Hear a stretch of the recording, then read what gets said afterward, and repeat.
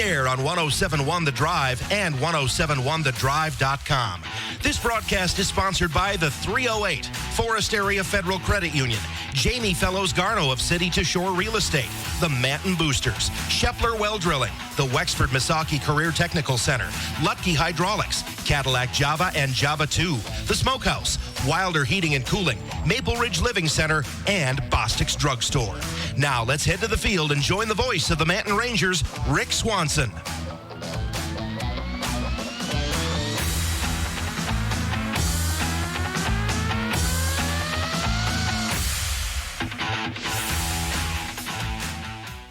Good evening, everyone, and welcome to Manton Ranger football on 107.1 The Drive. I'm Rick Swanson. I'll be providing the play-by-play for you tonight, and we here at The Drive are excited to once again broadcast Ranger football on the air. It's week 9 and the final week of the regular season for Michigan high school football for 2018. Our Cadillac station 107.1 The Drive has been broadcasting all the Manton Ranger varsity games this season, home and away. And there have been many ups and downs to the season, and hopefully the Rangers can wrap up the year tonight on a positive note and a winning record for the season. If playoff action does follow, which is questionable at this point, we'll be there also next week, and we'll talk more about those playoff possibilities at halftime tonight. Tonight we are in Rogers City, a long drive from home, where the Hurons have at this time wrapped up a playoff spot already with their 7-1 record. Historically, these two have only met on the gridiron 3 other times, the first in 1998 and then the past 2 years. Rogers City won 2 years ago. The Rangers won last year. And overall, the Hurons hold a 1-2 advantage in the series. They have won twice. The Rangers have won once. Last year, Rogers City struggled to a 2-7 record, but this season, in a fantastic turnaround, Rogers City is 7-1 overall, and they finished second place in the North Star League behind Oscoda. And Oscoda is the only one that has beaten the Hurons, and that score was 16-0.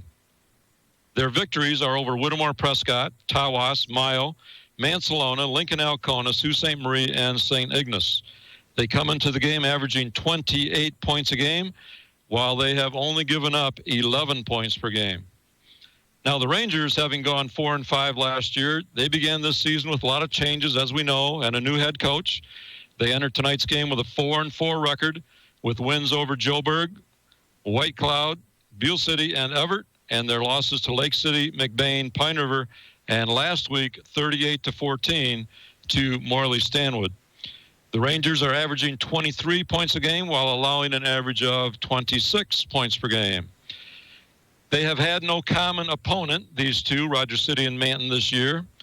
But last year, in the final game of the season, Manton kind of blew Rogers City out in Manton by the score of 58-6. So that makes their turnaround this season even more remarkable. When the Rangers beat them by 52 last year, they finished 2-7, but now this year they are 7-1 already in the playoffs. You are listening to 107.1 The Drive, which, along with area sponsors, has stepped up to put Manton Ranger football on the air this fall. And we want to thank those sponsors who have made this possible. They are Lutke Hydraulics and Forest Products, Forest Area Federal Credit Union, Wexford Misaki Career Tech Center, the Smokehouse located on 13th Street in Cadillac, Shepler Well Drilling in Manton, Java and Java 2 of Cadillac, the 308 Pub and Grill in Manton, Manton Boosters Club, Wilder Heating and Cooling, Maple Ridge Living Center, Jamie Fellows Garno City to Shore Real Estate Office in Manton, and Bostic's Drugstore in downtown Manton. Please visit these businesses if you can, and thank them for supporting the Rangers, and maybe give them some business as well. Because as we know, without them, there would have been no Ranger football over the airwaves this year. We are in Rogers City, as I mentioned, and I've never been to Rogers City myself. It was a pleasant drive over, a little bit of rain. We've got a lot of wind over here, kind of a drizzle right now, so the field will probably be a little bit slippery. The football will be a little bit slippery, but we'll see how that affects things as we move through the ball game. This is 107.1 The Drive. I'm Rick Swanson, and we have this varsity football contest tonight between the visiting Manton Rangers and Rogers City Hurons. It's a very big game for the Rangers because any slim hope of a spot in the playoffs next week calls for a win tonight. They have to win tonight to have a shot at it. Rogers City 2-7 a year ago, as I mentioned. They come in 7-1 already in the playoffs. So I want to take a moment here now and look at the key players from Rogers City. They do have some people that Rangers, of course, will have to pay attention to. At quarterback tonight is number 5, Caleb Bade. Very solid, runs the offense very efficiently from the quarterback spot. Doesn't throw the ball an awful lot, but also does not make mistakes. At the fullback position, number 32, Caleb Budnick. He will pound the ball inside, which is what Rogers City wants to do. He'll pound it between the tackles, straight ahead dive plays, and he is kind of the bull. He is the bull inside. They will set up quite often in a double wing formation. The wings set up just outside the tight ends and then a step behind. They will run a double wing formation. Right wing, number 20, Michael Carson. Left wing, number 30, Lewis Fleming. They are also very effective running the football. And at tight end, Ethan Hinka, number 34, they will look to him if they do attempt to pass the football tonight. Now, look at the Rangers. Manton last qualified for the playoffs in 2014. The Rangers finished last year with a 3-game winning streak to finish 4-5. Many lineup changes from last season, and they have shown great potential and a willingness to work hard throughout the entire ballgame. They've been very competitive in all their games this year, except perhaps the McBain loss, which got away from them. But Manton comes in tonight 4-4 on the season, winning the 4 home games, dropping the 4 road games. Now, you might be interested in the injury situation. Last week at Marley Stanwood, Trevor Solani and Jacob Hahn were both injured, left the ball game, did not return. I talked to Coach Solani a couple of nights ago, and they have not practiced all week. In fact, Trevor has been in a boot all week, protecting that ankle. And they are dressed tonight. They will try it. If they are productive, they'll stay in. If they are not productive, Coach Solani will take them out of the ball game. Can't play people injured, and you got to get somebody out there that can go full strength. But at quarterback tonight, the Rangers have Lane Helsel. He's averaged 144 yards passing the last 2 weeks, and he's thrown 3 touchdowns. But as I mentioned, tonight the wind is really howling. Once I step out into the elements, you'll probably hear it some on the mic. And the slippery conditions might hamper that, but we'll see how the passing game goes. At running back, Nick Dunham has 9 touchdowns on the season, 7 rushing, 1 receiving, and a kickoff return. Wide receiver Isaac Radin has 4 touchdowns on the year, 3 receiving and 1 rushing. And running back Trent Grover has 2 rushing touchdowns. Jacob Hahn, if he does see some action, he does have 10 touchdowns on the year. He's the Rangers' leading scorer. He has 7 rushing touchdowns and 3 passing. Well, the crowd is going to stay in vehicles. There's no track around the Rogers City field here, and cars are pulled right up to the fence. In fact, that's where we are. They have a very small press box over here, and I am in my car at the moment. And very windy, rainy conditions, as I mentioned. We are going to take a quick break, and then we'll be back to talk about the coaching possibilities, what they're looking for tonight, and we'll get ready for that national anthem. We'll be back here in 60 seconds. Stay with us. The Manton Athletic Boosters Club is a proud supporter of the Rangers Athletics and would like to wish the best of luck to all our fall Manton Rangers sports teams. And go Rangers! When you need an assisted living center you can trust to treat the person you cherish most like family, trust Maple Ridge Living Center. Maple Ridge Living Center is a 26-bed assisted care facility on M55 just east of Lake City, offering 24-hour care to meet the daily needs of their residents and give their families peace of mind. With a second 20-bed location coming in the spring of 2019 on Mackinac Trail in Cadillac. Call for a tour, 231-839-1011. That's 839-1011. Maple Ridge Living Center, just east of Lake City.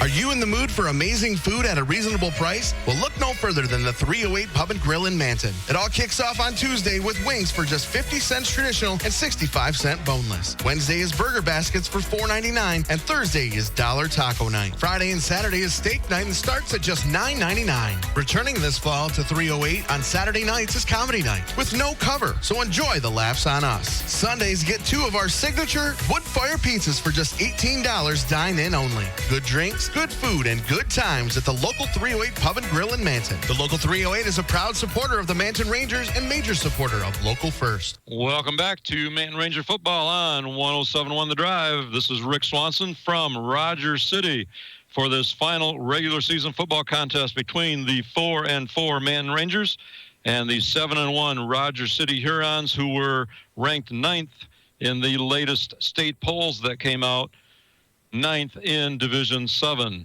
We're just minutes away from the start. Let's take a quick look at the coaches.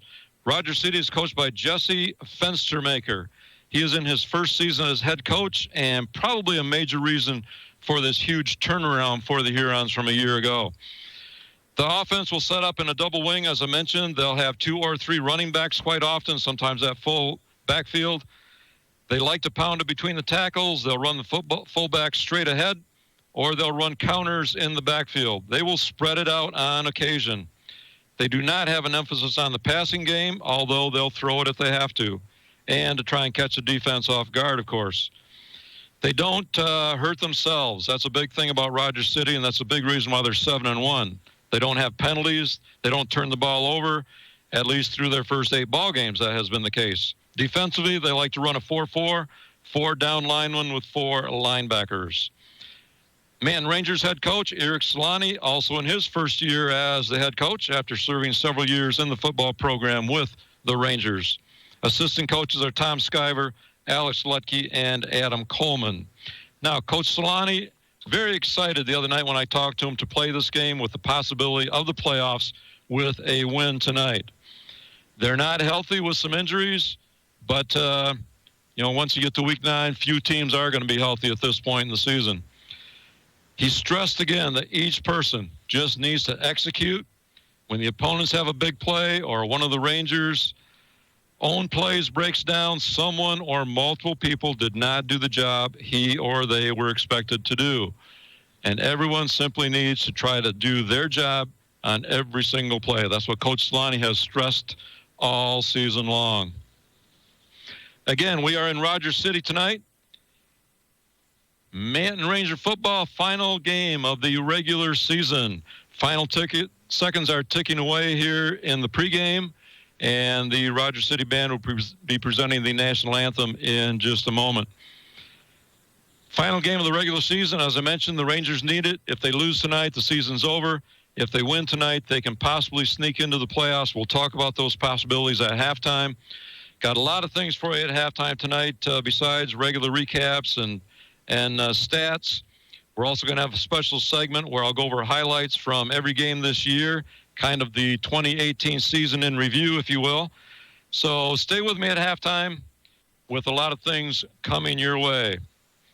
You are listening to 107.1 The Drive. We'll be right back as the teams now are lining up for the national anthem. We'll take a break and come back with the opening kickoff in 60 seconds. Cadillac Java and Java 2 is the place to be for all things delicious. Java is a specialty drive-thru coffee shop offering fresh espresso, premium coffees, frozen, iced, and blended drinks, ice cream, chai teas, and their most popular item, the frozen hot chocolate. And what goes great with amazing drinks? Flavorful treats like bagels, muffins, donuts, and more. Cadillac Java has 2 convenient locations to serve you at 725 North Mitchell Street and at 6319 East M115 in Cadillac West. Cadillac Java and Java 2. Big town gourmet taste with a small town personal feel.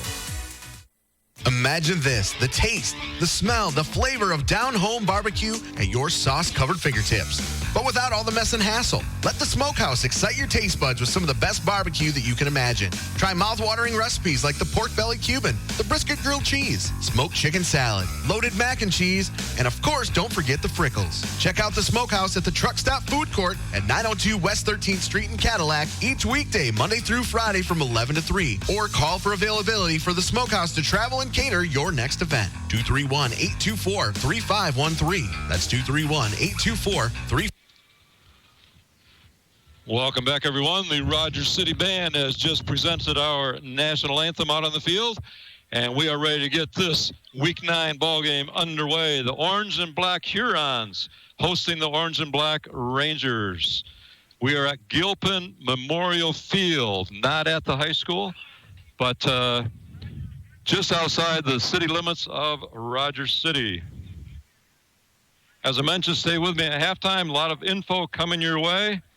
And tonight we expect a tough ball game here tonight.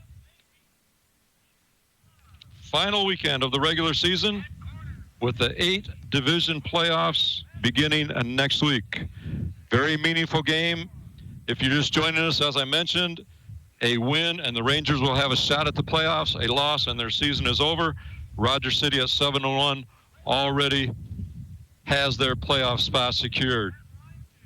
The Rangers tonight are in their road whites, white jersey, white pants, black helmets, black numbers, and lettering on the jerseys. Rogers City, also orange and black, they are all in black. Black jerseys, black pants, and they are trimmed in orange letters and numbers with their black helmets. Starting lineups are just finishing up on the field. Manton will be kicking off. Rogers City did win the toss. They deferred to the second half. Manton will be kicking off, and as I am facing the field, they will be going from left to right across your radio. Rogers City, of course, will be going from right to left. I'm on about the 30-yard line here tonight, and not a bad vantage point. As I mentioned, there is no track around the field here at Gilpin Memorial Field, and therefore everybody can get up right on the field. They've got cars pulled up to the fence all the way around, and I think a lot of those cars are going to be occupied tonight rather than having people out in the elements. As I'm looking at the flag atop the scoreboard, it is blowing strongly. According to the weather report, it's going to be a southwest wind. It's not extremely cold, but just windy and wet. Next week, playoffs to begin. And at halftime, we'll be talking more about the Rangers' possibility of getting in. We'll also lay things out for you and let you know what teams have made it. It's kind of amazing here looking at the Rangers' schedule this year that of their 9 opponents, 6 are in the playoffs. 6 of the 9, which simply says that the Rangers have had a very challenging schedule this year. In the playoffs are Johannesburg, Lewiston, Lake City, McBain, Pine River, Morley Stanwood, and of course here tonight, Rogers City. I think I'm missing one there, but the three opponents that did not make it, of course, White Cloud, Everett, and Beale City. But 6 of the 9 opponents have made the playoffs that have gone against the Rangers this year. It's also homecoming here at Rogers City. They had a parade of the floats just prior, about 10 minutes before kickoff was scheduled to have. So, again, we've seen a couple of these this year where did not have real good weather for homecomings, and this is another case here tonight. Well, the lineups have been introduced, and we're about ready to get this thing going. The Rangers are already on the field. They're lined up, ready to boot this thing. They will have the wind on their back in the first quarter. Could play a factor as we go through the ballgame. Who has the wind at different points? The Rangers have the wind here in the first quarter, and as I mentioned, going left to right across your radio. freshman Luke McKernan ready to boot it, and we're going to get this thing underway.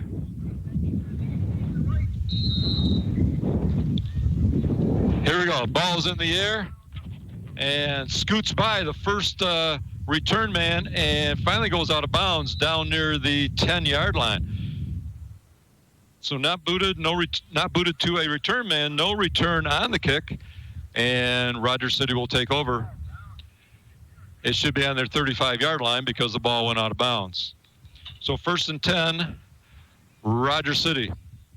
We said they like to pound it inside the tackles, and actually this year the Rangers have been pretty strong with the inside run defensively, and they have struggled a little bit when teams have gotten to the outside.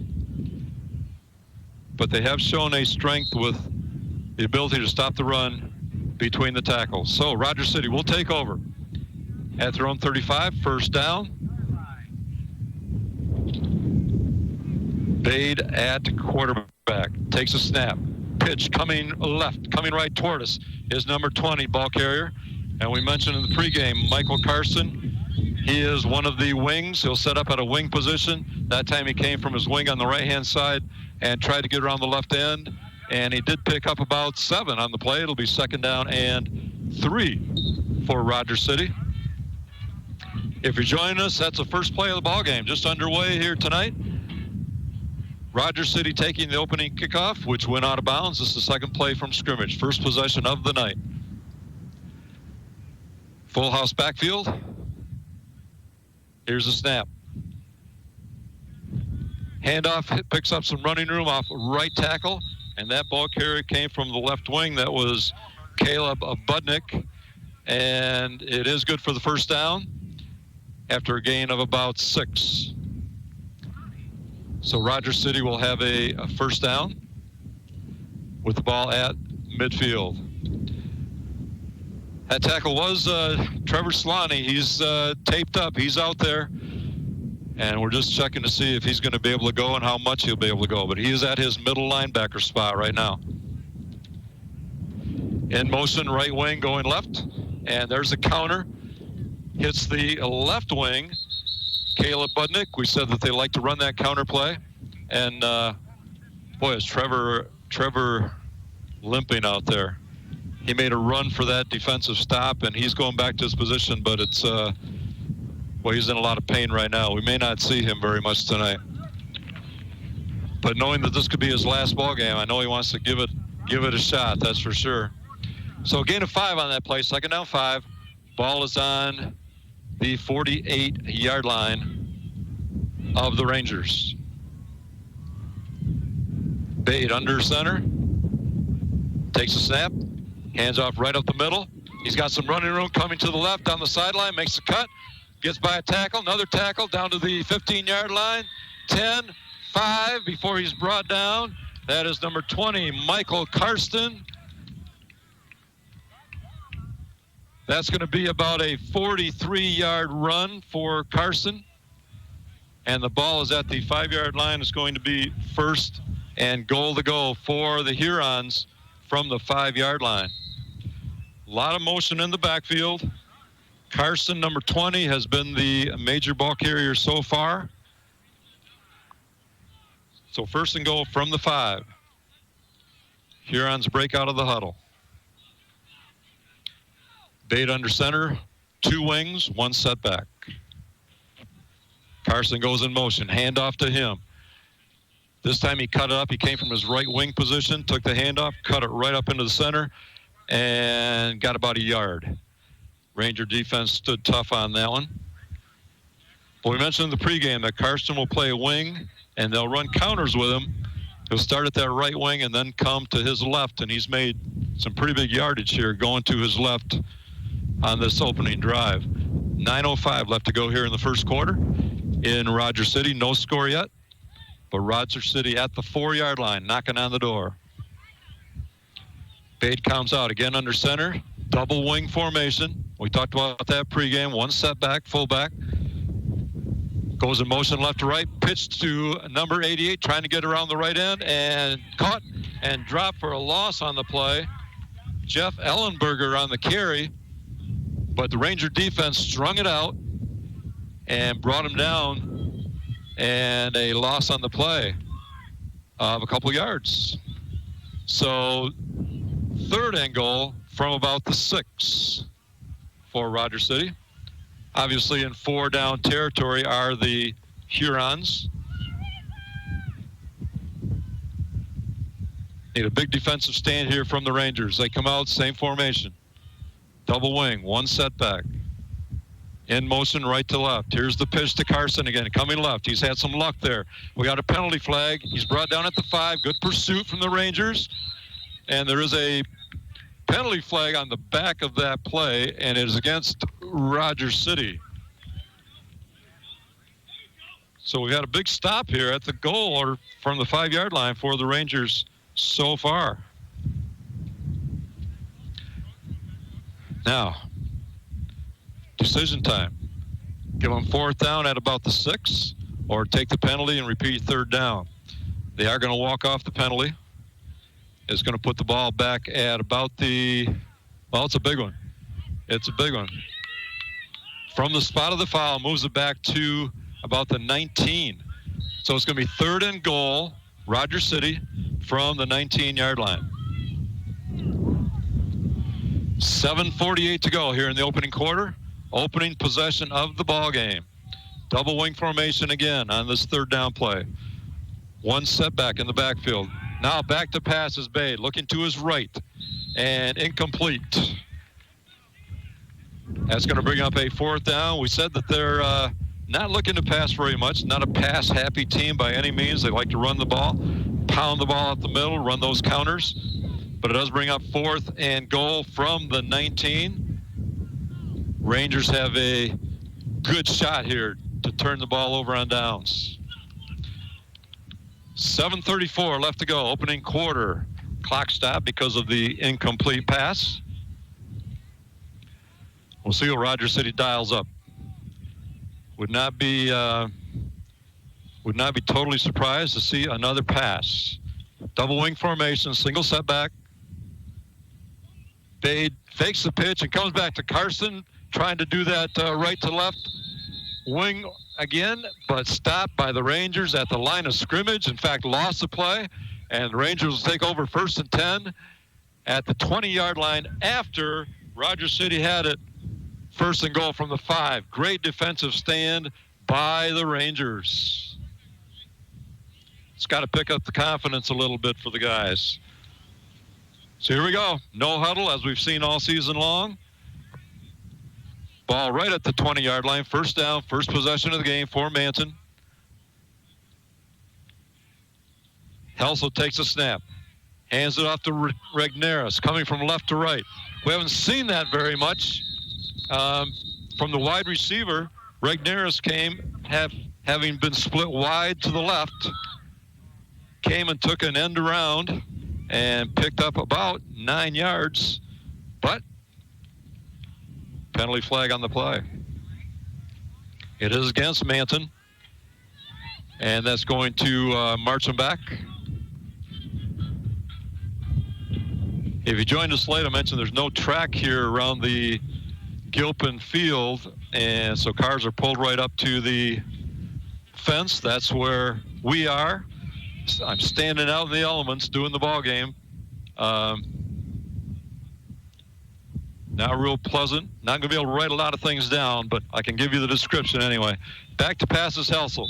Looking over here to Caleb Milkey on the right sideline. Incomplete, just over his head a little bit.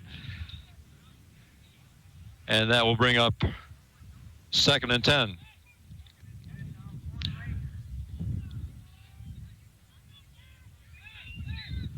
We got a drizzle. We got a hard wind.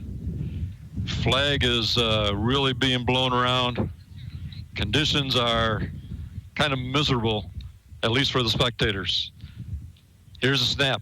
Helsel, quick handoff up the middle to Nick Dunham, and Dunham is able to get a yard or 2 against that interior defense. We'll give him a gain of 2. It'll be 3rd and 8 from the 22-yard line.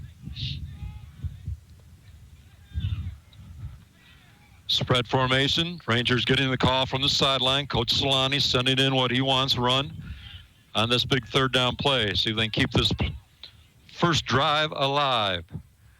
Milky goes in motion from right to left. Here's a snap. Helsel looks left. Ball just out of Regnerus's hands. Hit him in the hands, but bounced away. And that'll bring up 4th and 8 for the Rangers. I'm kind of doubtful that Solani will be punting, and he is not. Grover's in punt formation. Trent Grover's done a really outstanding job replacing Solani in the punt category. Once Trevor could not punt, that was about 3.5 games ago. So here's the snap. It's good.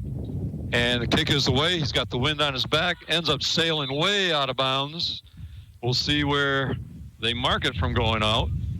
And official keeps coming this way, which is not good. Finally stops at the 40-yard line. So Rogers City will have it 1st and 10 with the ball on the Ranger 40-yard line. 6:25 left to go in the opening quarter. Each team has had the ball once. No score. So as I mentioned, out here in the drizzle, it's not bad to be out here, but I'm not going to be able to write much down. So we may not have a lot of stats here at halftime. But I hope we can make it up with some other things. We got a lot of things coming your way anyway. Double wing, hand off to number 88, trying to get around the right side, and takes a couple defenders. Otherwise, the Rangers had him stopped at the line of scrimmage, and that was Jeff Ellenberger again. He set up at the left wing that time, went right, and picked up 4 yards on the play. It'll be 2nd down and 6 for Rogers City with the ball at the 37-yard line. Rogers City, if you just tuned in, did get down to the 5-yard line on their opening drive, but the Ranger defense held tough, and now they have the ball for the second time. 2nd down and 6 from the 37. Here's a snap. Handoff straight up the middle. That is number 32, Caleb Budnick, the fullback for the Hurons, and he picks up 3 yards. It'll be 3rd down and 3. Ball at the 33-yard line. Again, probably in 4-down territory, but big play here for the Rangers. Up on top of the press box tonight, we've got we've got coaches up there. We've got I think another radio station up there, and I can't imagine to be on top of that press box tonight, as windy and rainy and cold as it is. Here we go, 3rd and 3. Carson comes in motion, left to right, takes a handoff and stopped at the line of scrimmage. In fact, I think he lost one back to the 34. Nice defensive play by the Rangers. Carson has been the major ball carrier tonight for Rogers City. It is 4th and 5. So again, big play for the Rangers. They can force another turnover on downs, stop this 4th down play. Rogers City breaks out of it, clock running, 4:22 left to go, opening quarter, no score. Double wing formation, 1 setback, fullback. In motion left to right, fakes the pitch, keeps it himself, does the quarterback, and very close to the 1st down, but he is stopped short. And again, the Rangers stop him on defense and turn the ball over on downs. Caleb Bade, quarterback, faked the handoff, kept it himself, tried to go up the center of the line, but the Ranger defense was there. So Manton has their best field position of the night. 1st and 10 on their own 33-yard line. Wind on their back. Helsel takes a snap, hands off to Dunham, got a little running room up the middle. It closed quickly. Looked like he had a little bigger opening than it ended up being, but got 3 yards. Some positive yards on 1st down. 2nd down and 7 for the Rangers. 3:48 left to go, opening quarter, no score. Rogers City has had the ball twice, turned it over on downs both times. This is the 2nd possession of the night for the Rangers. In the shotgun, Helsel. Regnerus goes in motion from right to left. Helsel keeps it himself, trying to go left. And he's dropped in the backfield, could not get outside where he had some blockers. And Rogers City drops him for a loss of 7 on the play. They're going to mark it back at the 29-yard line. 3rd and 14 for Manton. It's a little bit different being on the opposite side of the field tonight. We're on the Manton sideline, so we have the yard markers right in front of me. 3rd and 14. Helsel takes a snap, handoff up the middle. That is Nick Dunham, and he got a couple before he was pushed back. They'll give him a gain of 2. It'll be 4th down and 12. And again, punt team out on the field for the Rangers. Punt this thing away. The last time Grover put it up in the air, the wind really got it and took it to his right, out of bounds. Going to have to aim this thing a little bit to his left because that wind is kind of at an angle. Good snap. Kick is away. Keeps it in bounds this time. Hits. Takes a Manton bounce. And then eventually goes out of bounds in Rogers City territory at about the 38-yard line, it looks like, inside the 40 anyway. And Rogers City will take over. 2:16 left to go in the opening quarter here in Rogers City. As we mentioned before, a big game for both these teams. Probably a little bigger for Manton. They need this to have a chance at the playoffs. Rogers City would like to get it because they would finish the season at 8-1, and I'm sure be in line for a home playoff game next weekend. So they would like that 8-1 record as opposed to 7-2. Here they come out and spread it for the first time. 2 wide receivers right, 1 left. Bay takes a handoff, and again to Karsten, but nowhere for him to go. Ranger defense all over that one. A loss of a yard on the play. It'll be 2nd down and 11. Karsten, who has done the bulk of the carrying here tonight, he's number 20 in the program, a senior, 5'8", 175. He's got some speed. He did break that one for 43 yards a few moments ago down to the 5-yard line, but then the Ranger defense held strong.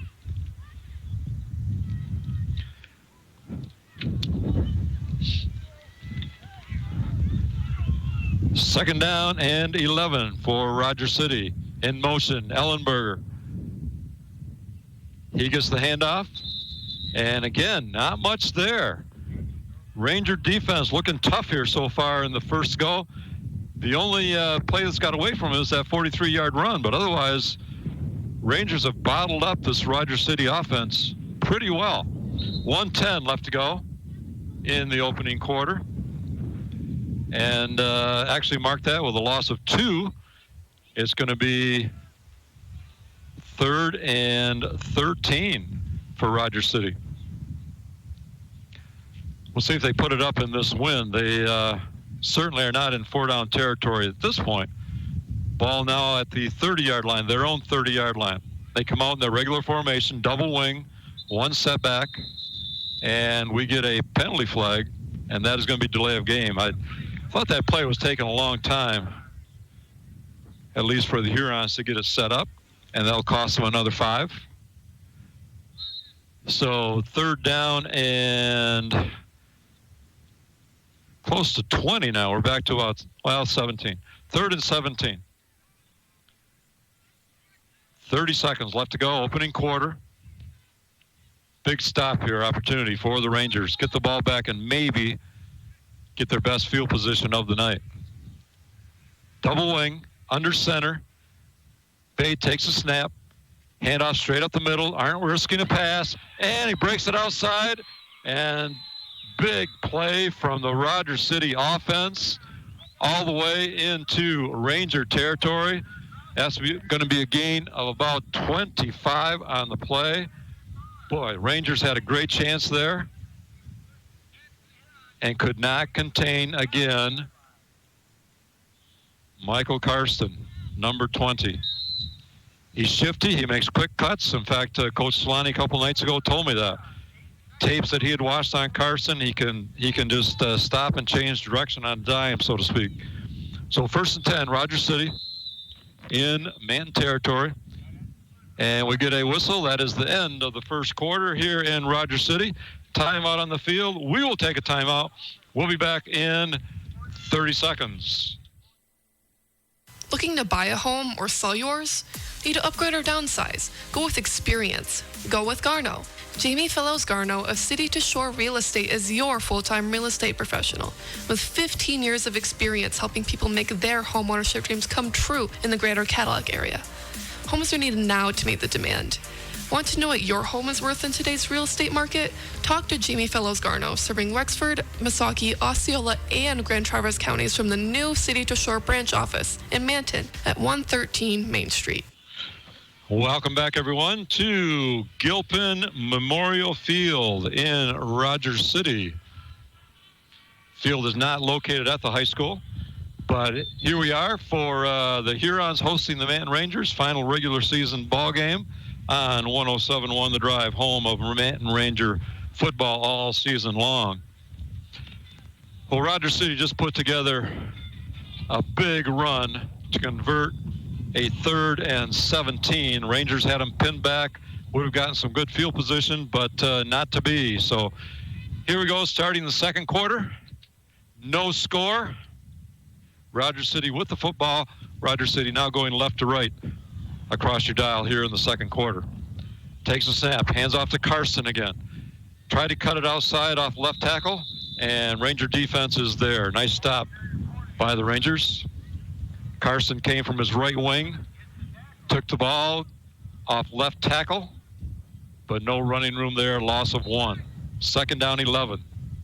Ranger defense has been tough against the run all through that first quarter, except for 2 runs that Carson has got away on. One a 43-yarder, one a 25-yarder.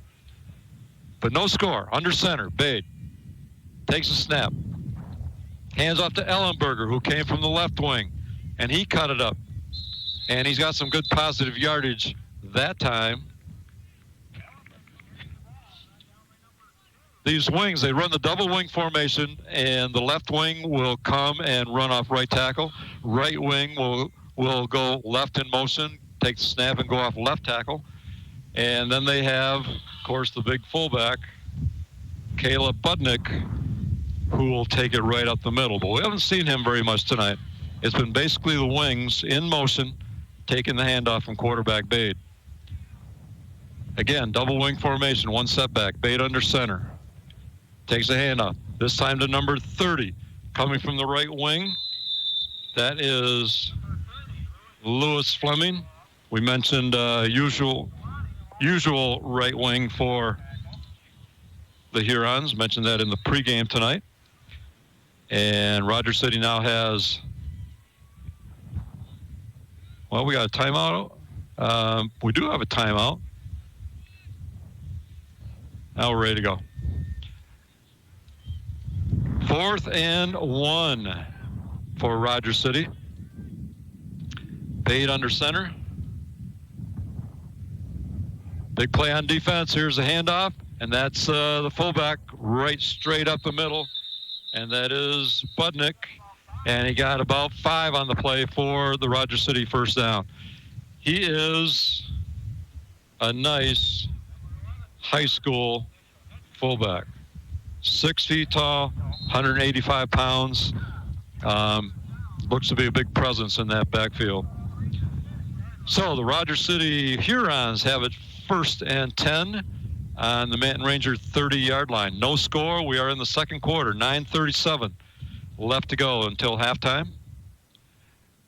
Bade under center. In motion's Carson. Back to pass. Looks left. And he's got a receiver out there. And big pickup for Rogers City on that pass play. And it's going to be a Huron first down. We'll see where it's marked. I don't have a good vantage point of the yard line where I'm at, but we'll check the number on the scoreboard. We'll see where they place the sticks.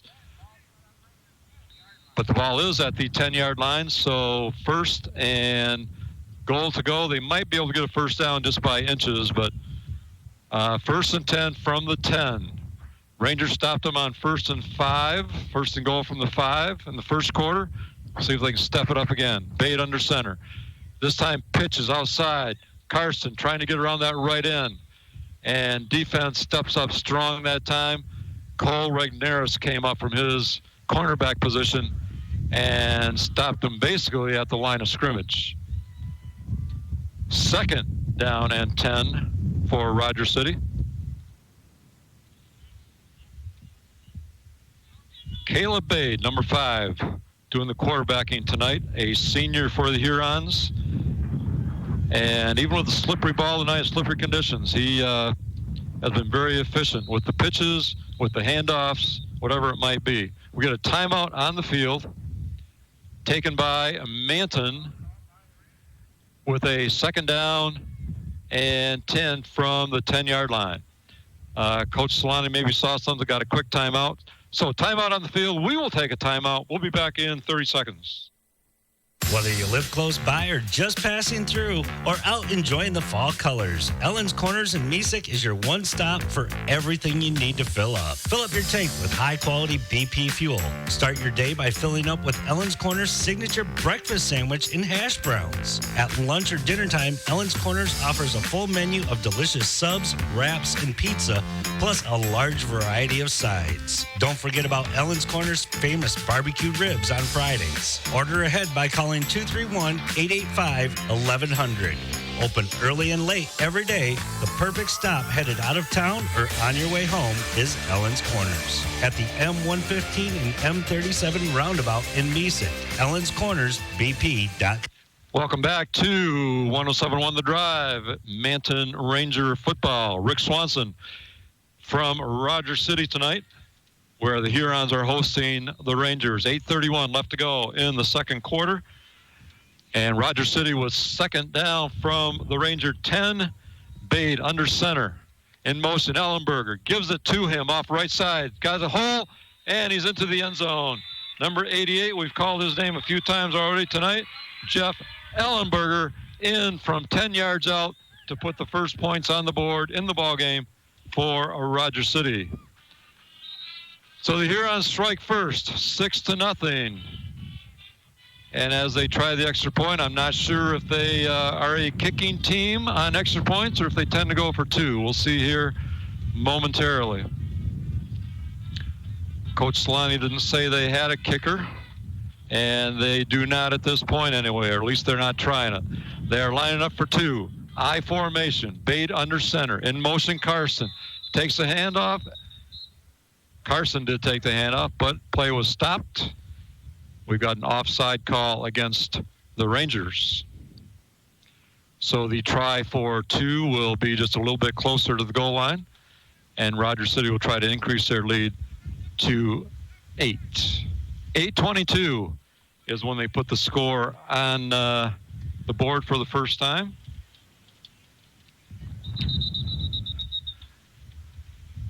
And here they line it up to go for 2 again. We have a little umpire discussion going on. And now we have a procedure penalty against Rogers City. So ball backed up a little bit. Still, we are trying the 2-point conversion. 6-0. Ellenberger just took it in from 10 yards out to get Rogers City on the board. Double wing formation, 1 setback, fullback. Bade takes the handoff, rolling to his right, looking to throw, corner of the end zone, and it's caught down in the corner of the end zone by number 34, Ethan Hinka. We mentioned him in the pregame as a good tight end for the Hurons. So that puts 2 on the board, and Rogers City increases the lead 8-0, 8:22 left to go in the second quarter, and we'll take a timeout. We'll be back in 30 seconds. Bostic's Drugstore in Manton is your locally owned pharmacy. You can count on Mike and his professional staff to take care of all of your prescription needs with a personal hometown touch. You'll get a comprehensive medication review every time you pick up a prescription. Bostic's Drugstore accepts most insurances and administers flu and shingle shots with a prescription. They're also your home for Manton Rangers and locally made Michigan apparel, plus cards, gifts, and toys.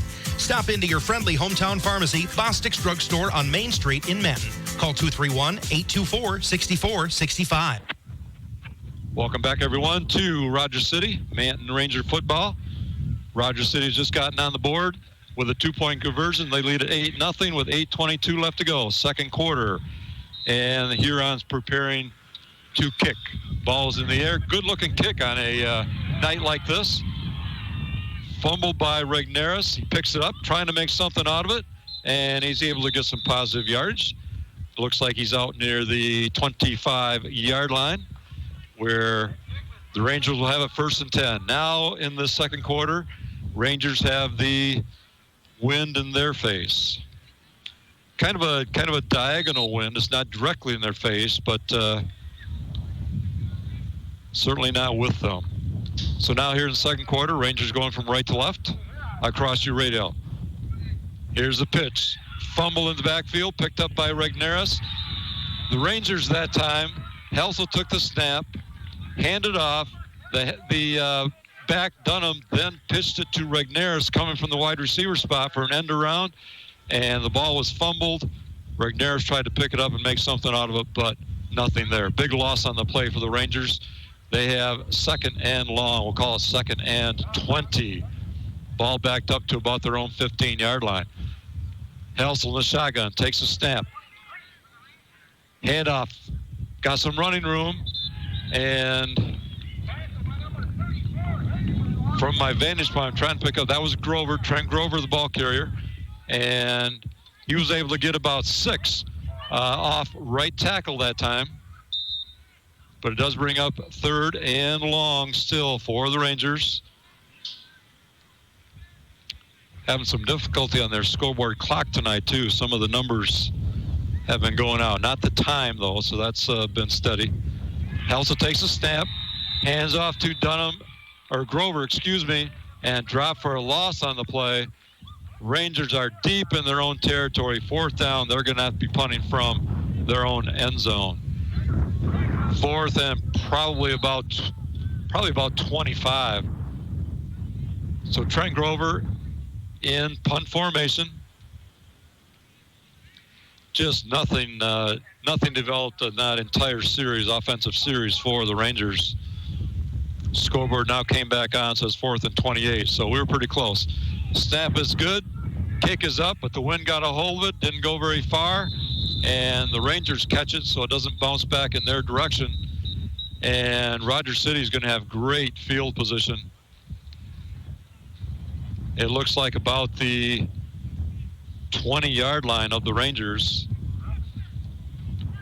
So Rogers City in business here, trying to go up by 2 scores before halftime. 6:32 left to go, second quarter. 8-0, the Hurons on top. And they have it 1st and 10. The official is in the middle of the Ranger huddle, and we've got a penalty against Rogers City. Boy, nice turn of events there. They actually got a roughing the kicker penalty against the Hurons, and that marches the ball out. It's still not going to be enough for a 1st down. It's not an automatic 1st down.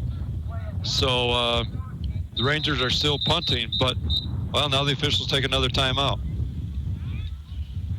That'd be nice if it was an automatic 1st down. Roughing the kicker in the Rangers' end zone. Officials still talking about it. They'll work it out. Now they're coming over to explain to Coach Solani just what's happening. I'm sure he was wondering also if it might be an automatic 1st down. Now the referee is going to the other side of the field across from us, and he's going to talk to the Rogers City coach. We're in the second quarter, 6:32 on the clock, 8-0, Rogers City on top. The Rangers facing a 4th and long, 4th and 18 after the Rogers City penalty, and Grover still deep in Ranger territory, ready for the punt. Punting into the wind. Snap is good. The kick is away, keeps it low. It's skimming along on the ground and taken by Rogers City. Simply fell on was quarterback Bade, and no attempt to even return that one. Simply wanted to secure the ball for the Hurons. So Rogers City will take over. 1st and 10 And we'll see where they spot the ball. Looks like the 27-yard line, so they have excellent field position once again. Hurons lead it 8-0, 6:19 left to go in the first half. 1st and 10 from the Ranger 27. Ranger defense needs to step up again. Bade under center. Carson goes in motion, left to right, gives it to Carson off left tackle. Boy, they don't make a secret of what they like to do. They run that double wing, and they'll have the wing from the right go in motion, take the handoff off left tackle. They'll have the wing from the left wing go in motion right, get the handoff off right tackle. And then they'll run the fullback straight ahead once in a while. It's something that is causing the Rangers some problems. They're getting good blocking up front are the Hurons. 2nd and 2 after a gain of 8. Bade under center. Gives it to number 88, who just scored the touchdown moments ago. That is Ellenberger. And boy, it looks like he got no pickup. So it's still going to be now 3rd and 2 for the Hurons. Nice defensive play by the Rangers. They actually say a gain of 1 now. 3rd and 1 for the Hurons. Ball on the Ranger 19-yard line. Clock running, 5:08 left to go, 2nd quarter. Hurons break out of it. Bade under center. Double wing formation. Carson goes in motion right to left. Pitch to him. Trying to get around the left end. There's a little running room out there down the left sideline. And the Rangers finally catch up to him. But it looks like he may have the first down. Of course, he only needed 1. He probably got 10 extra on that play. So 1st down Hurons. We'll see where they mark it. It's going to be 1st and goal. We just have to see where the ball is. They'll mark it at the 6-yard line. 1st and goal Hurons from the 6. Ranger defense needs to step up.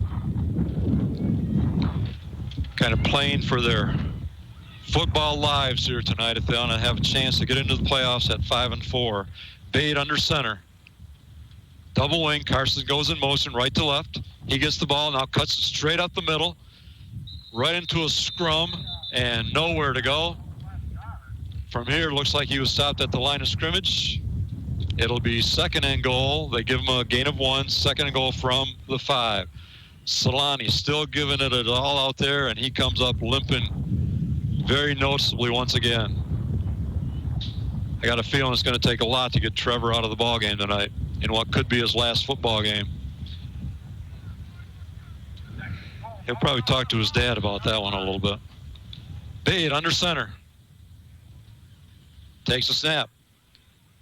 Fakes it this time to the wing going from left to right and gives it to Budnick, fullback, straight up the middle. And picks up a couple. It's going to be 3rd and goal from the 2. They'll give him a gain of 3 on that one. 3rd down 2 from the 2.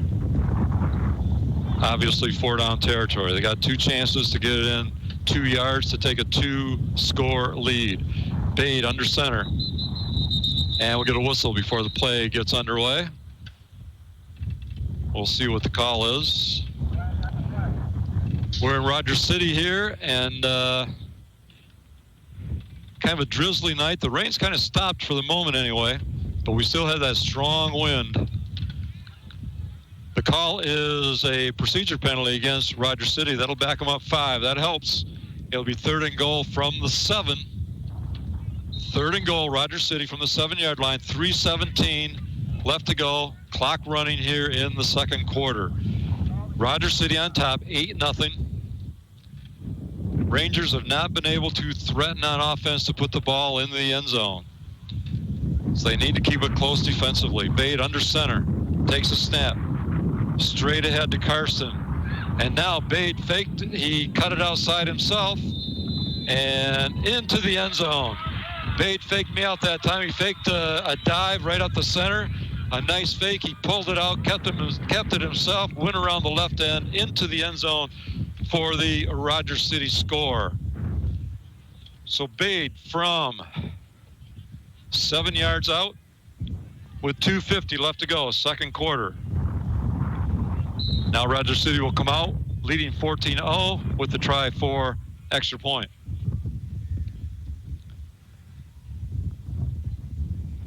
Last time Bade hit Ellenberger in the corner of the end zone down on the right-hand side. They do set up in their double wing. Bade under center. One step back behind him. Takes the snap and we get a whistle. We'll see what we've got here on the two-point try. It is procedure against Rogers City. He'll back them up 5, make the try for 2 a little more difficult.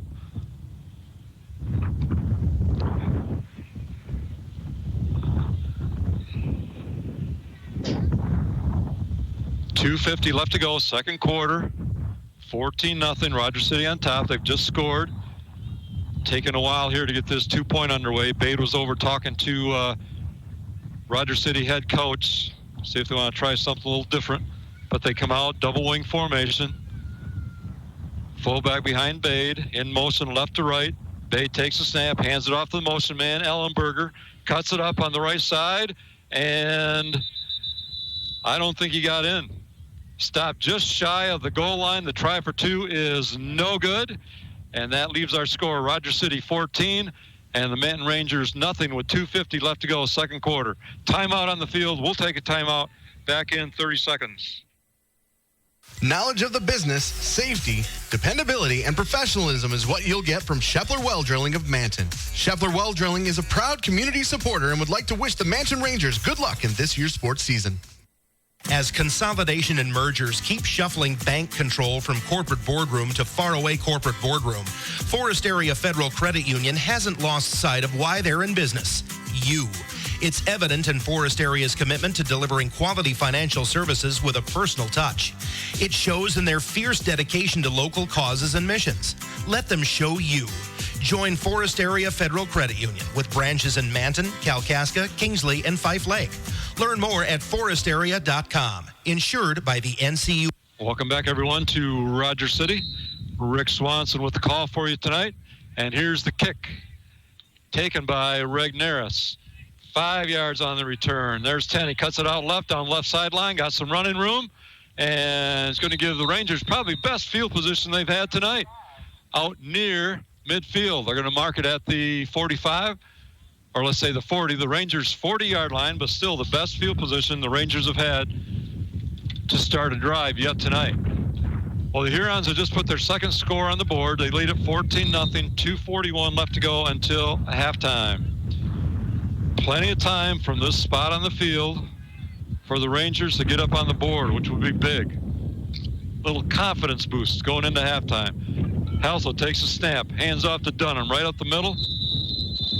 And he's got positive yards for about 5, does Nick Dunham.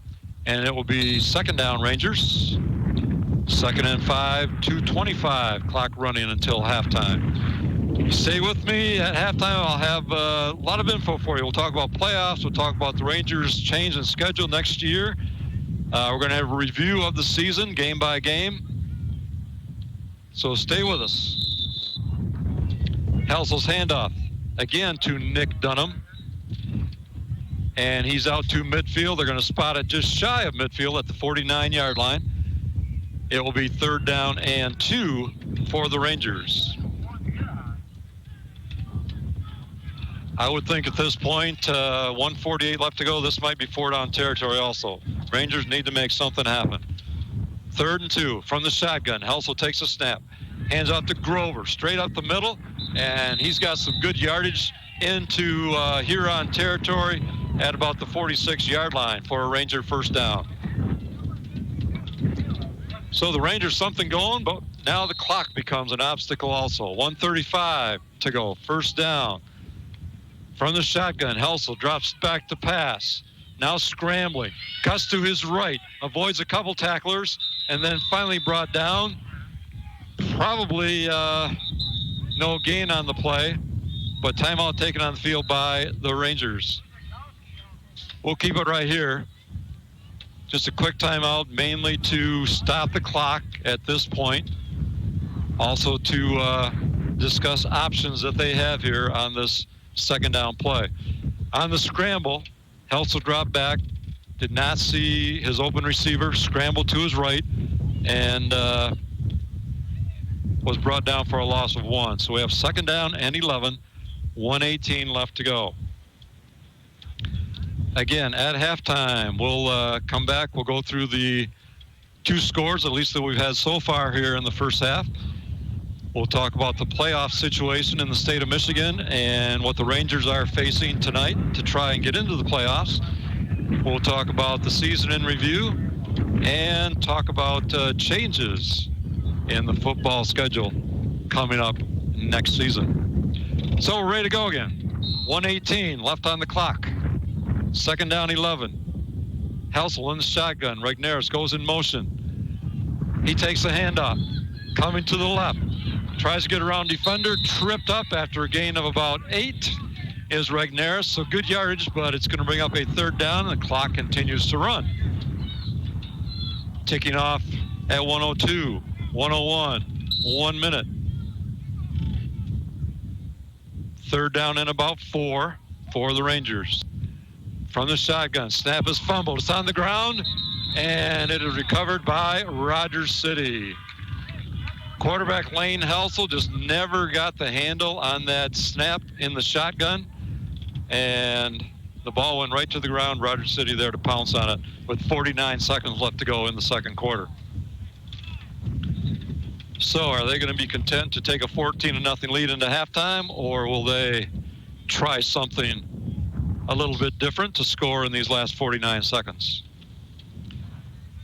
We in the pregame, we kind of had nailed down what they were going to do offensively, and they have stayed pretty true to that with their double wing. But now they are spreading things out with this 49 seconds left.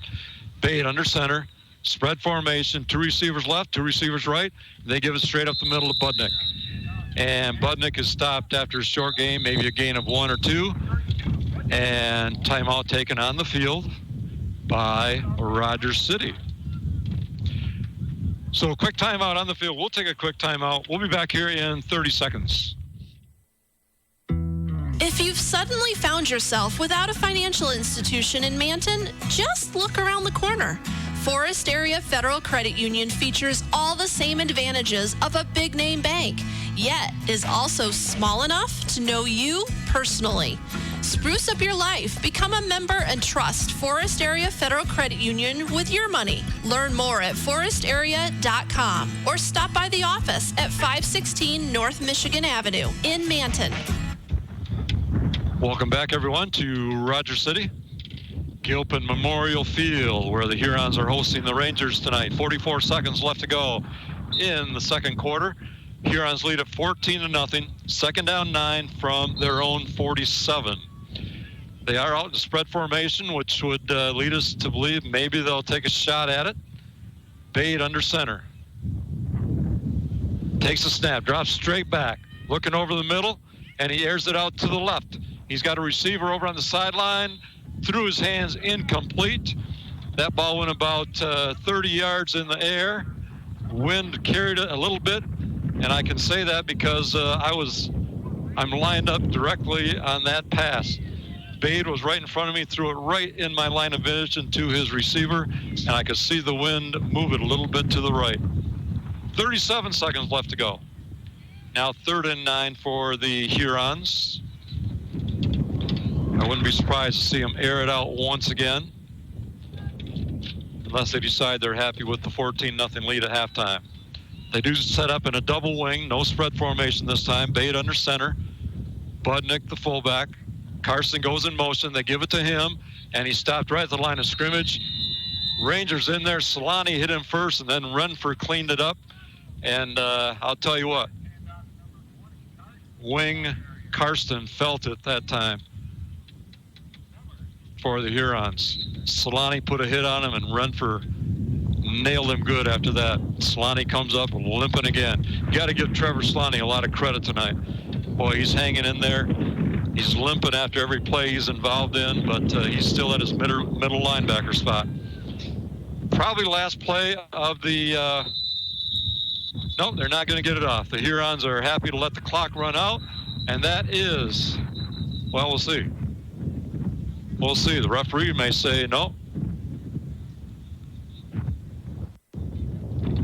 No, there was a timeout taken.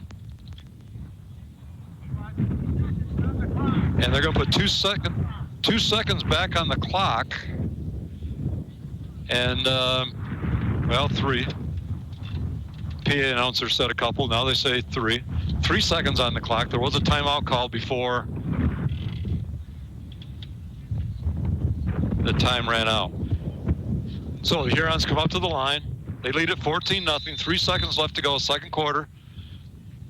And now we have another timeout taken. This one taken by Rogers City, which would lead us to believe now again that they may try something, pull something out from the sleeve, and maybe some trick play here in the last 3 seconds. We'll keep it here for you. Again, stay with us at halftime. A lot of info coming your way. And with the conditions tonight and where I have been located all evening, I have not been able to write down any individual stats, any team stats as far as yardage, passing, running, but we'll be able to review action with you anyway. Just drizzling enough, rain enough to not allow any dry papers to write on at this point. So here we go. Last play of the first half, barring any penalty. Bade under center. Ellenberger goes in motion. He keeps it himself, does Bade. He breaks it off right tackle, trying to go down the right sideline. Tripped up by Cole Regneris after a gain of about 15 yards, but that does close out the first half. That is the end of the first half here in Rogers City with our halftime score. Rogers City Hurons 14 and the Manton Rangers nothing. We will take a timeout. We'll be back in Rogers City in 2 minutes.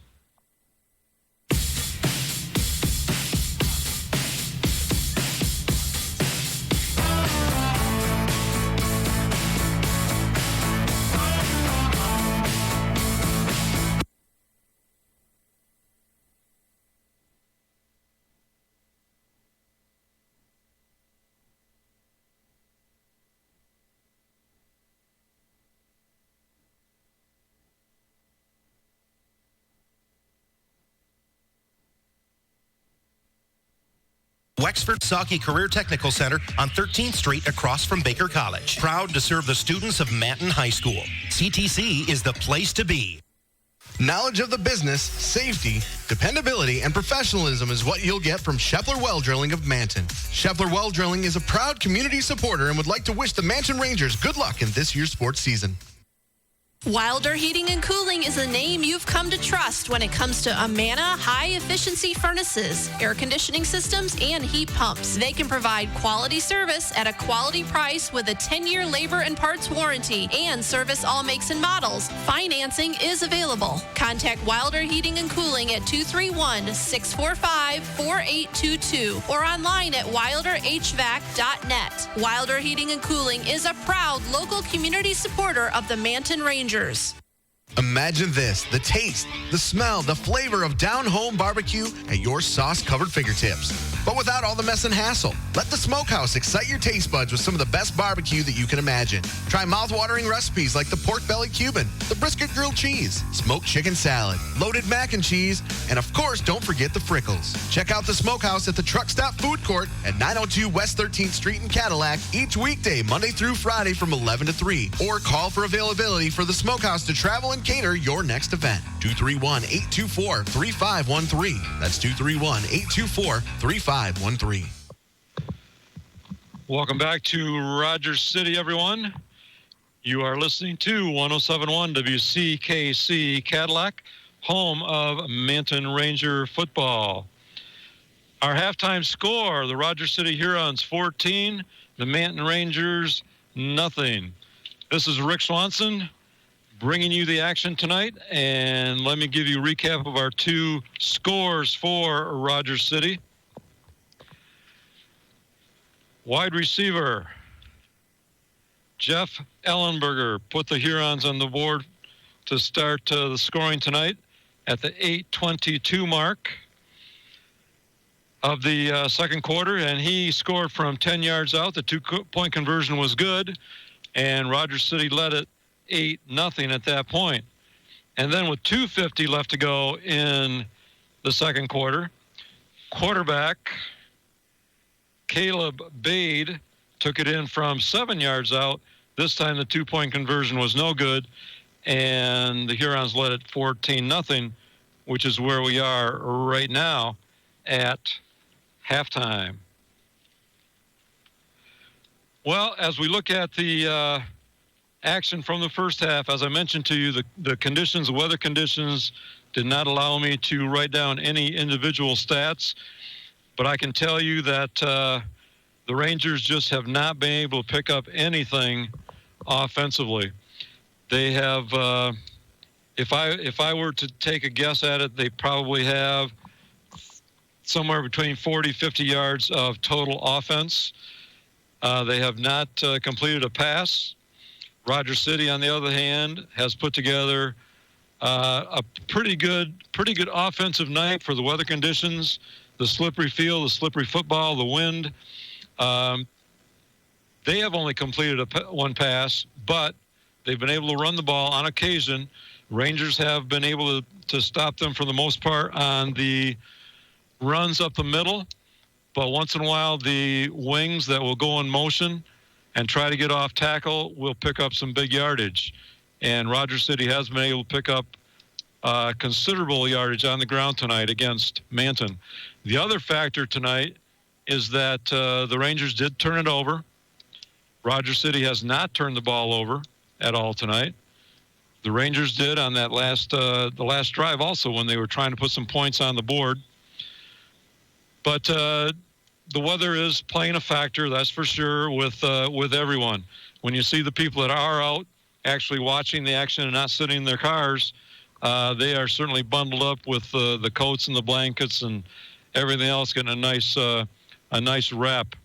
If you join me late, there is no track here around the football field that hosts Rogers City action. It's not at the high school, but it's Gilpin Memorial Field here in Rogers City. And with no track, the cars are pulled up right to the fence, so we're really close to the action, maybe 7 yards from the actual playing field itself. But it was interesting to note that when I pulled in tonight, when I arrived here at about 5:30, because I'd never been here, I wanted to get here early and scout the place out. There were cars and trucks parked around this fence almost in its entirety an hour and a half before the game. So I think people were anticipating the weather, and they wanted to get their spot where they could sit in their vehicles and watch the action tonight. And that's what a lot of people have done, especially if they're not bundled up considerably for the weather that we have. Well, moving on. The Rangers are certainly going to have to try and get some offense going in the second half, and Rogers City is going to be happy to probably reproduce what they've done. They run with their double wing formation, fullback out of the backfield, and they've been able to chew up yardage, and they sit with a 14-0 lead here at halftime. So the Rangers are going to have to do some big plays on both sides of the football. They're going to have to stop Rogers City right here, limit them at 14 if possible, and then they've got to put some scores on the board themselves. Now, moving on to JV results from last night. We didn't get an exact score, but we do know that Manton won the JV contest, and it was by a big score. I heard from one of the Ranger fans that it was 40-0 in the third quarter. Now, probably shouldn't quote me on that, although I'm quoting a Ranger fan, but I don't have anything else to go on. I didn't see the coaches before the game tonight to check with them, which we've always done at the other games this year. But the Ranger JVs, again, at least were victorious last night over Rogers City. Sounds like by a big score. And that makes their final record for the season 4-5. The Junior Rangers come away with 4 wins and 5 losses on the season. Now I'd like to take just a moment and look back at the 2018 season in review. call it the Rick Swanson highlights, if you will. But week by week, the Rangers have shown a lot of grit, a lot of determination. These guys don't quit until the final buzzer in any situation, if they're up, down, whatever the case might be. And we certainly have highlights that jumped out in every game. So, especially if you missed any of these games, just a quick tidbit or two about each game to summarize the season for our Manton Rangers. In week one, they beat a very established team. In fact, the only team this year so far going into tonight to beat Johannesburg Lewiston. And Joburg comes in tonight at 7-1. But the Rangers beat them in week one. Jacob Hahn had 300 yards of offense from the quarterback position, and Nick Dunham had 3 touchdowns. In week two, the Rangers got a big shutout defensively against White Cloud. Obviously a great defensive game to hold anybody to 0. Jacob Hahn led the way offensively with 3 touchdowns, as did Nick Dunham, who also scored 3 times. In week 3, big win, of course, against Beal City. First defeat of Beal City since 1982. Only the second win over Beal City ever. Trevor Solani led the offense in that game with 3 rushing touchdowns.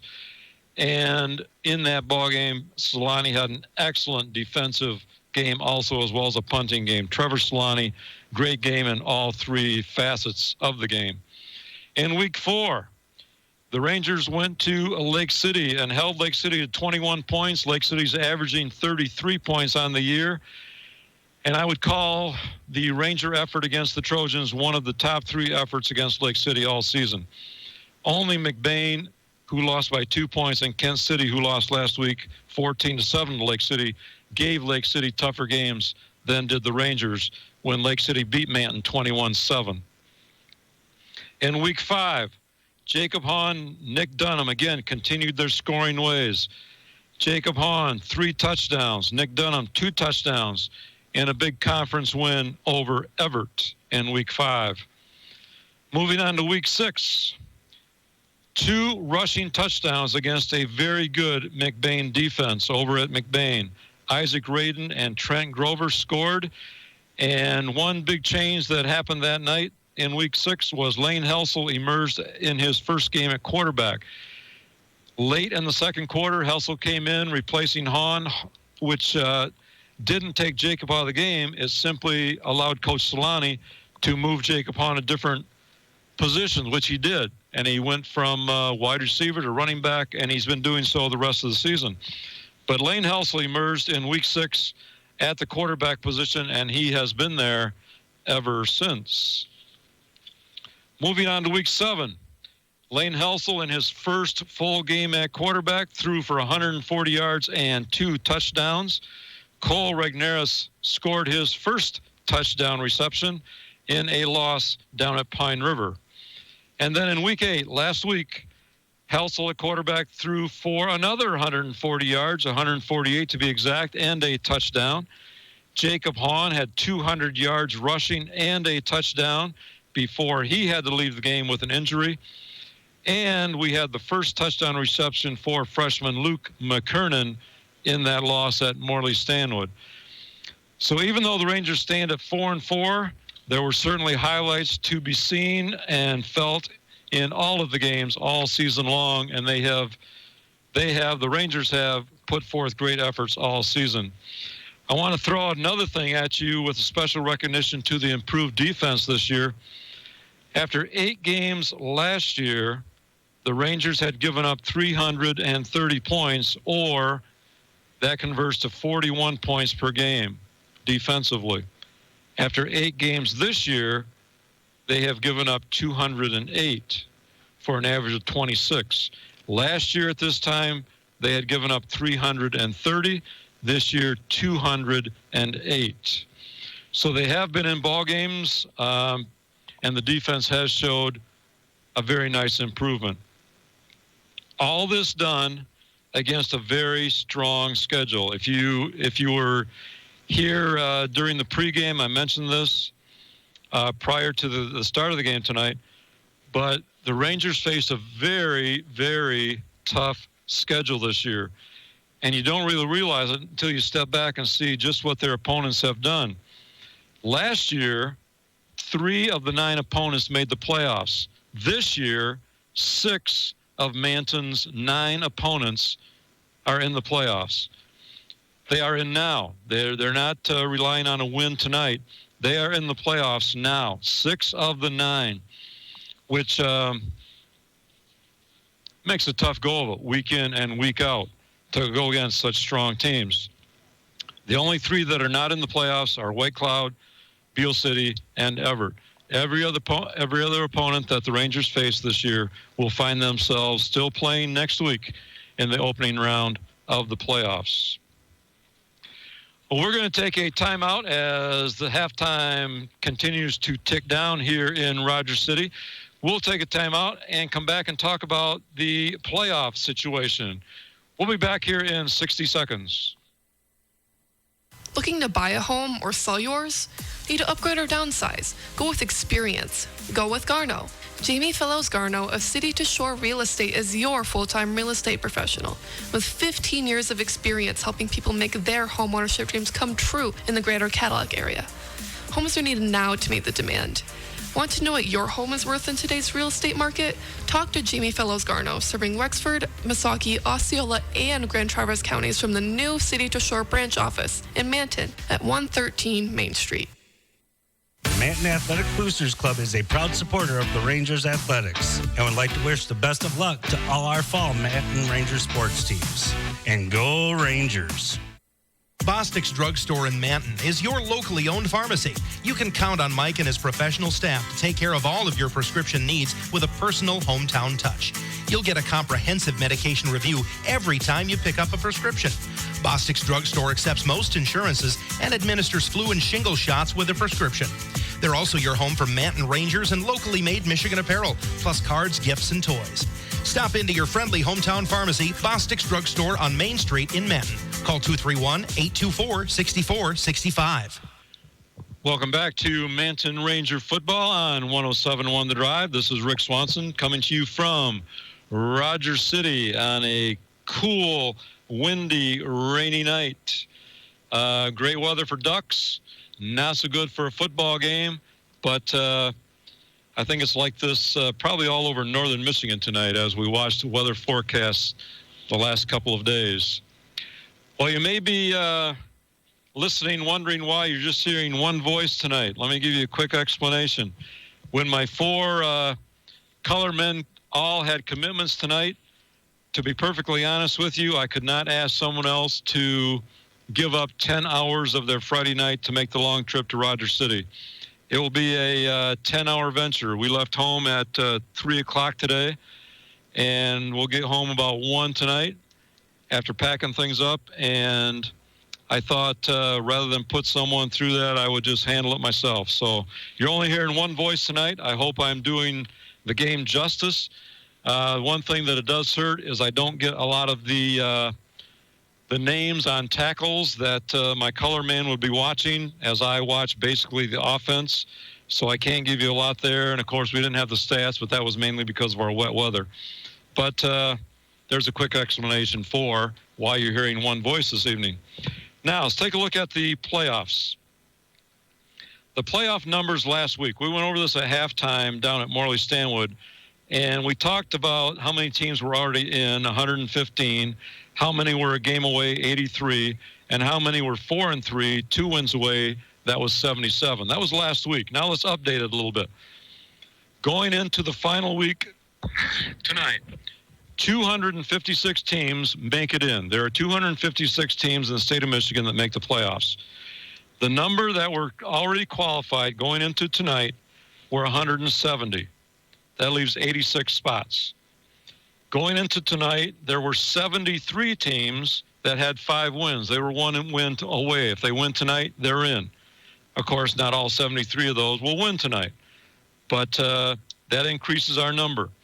Now, Manton at 4-4, there are, of course, a number of teams at 4-4 throughout the state that are all hoping to get in with a 5-4 record.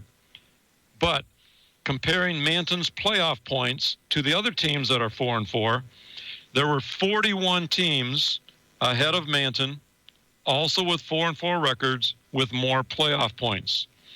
So that kind of puts Manton behind the 8 ball.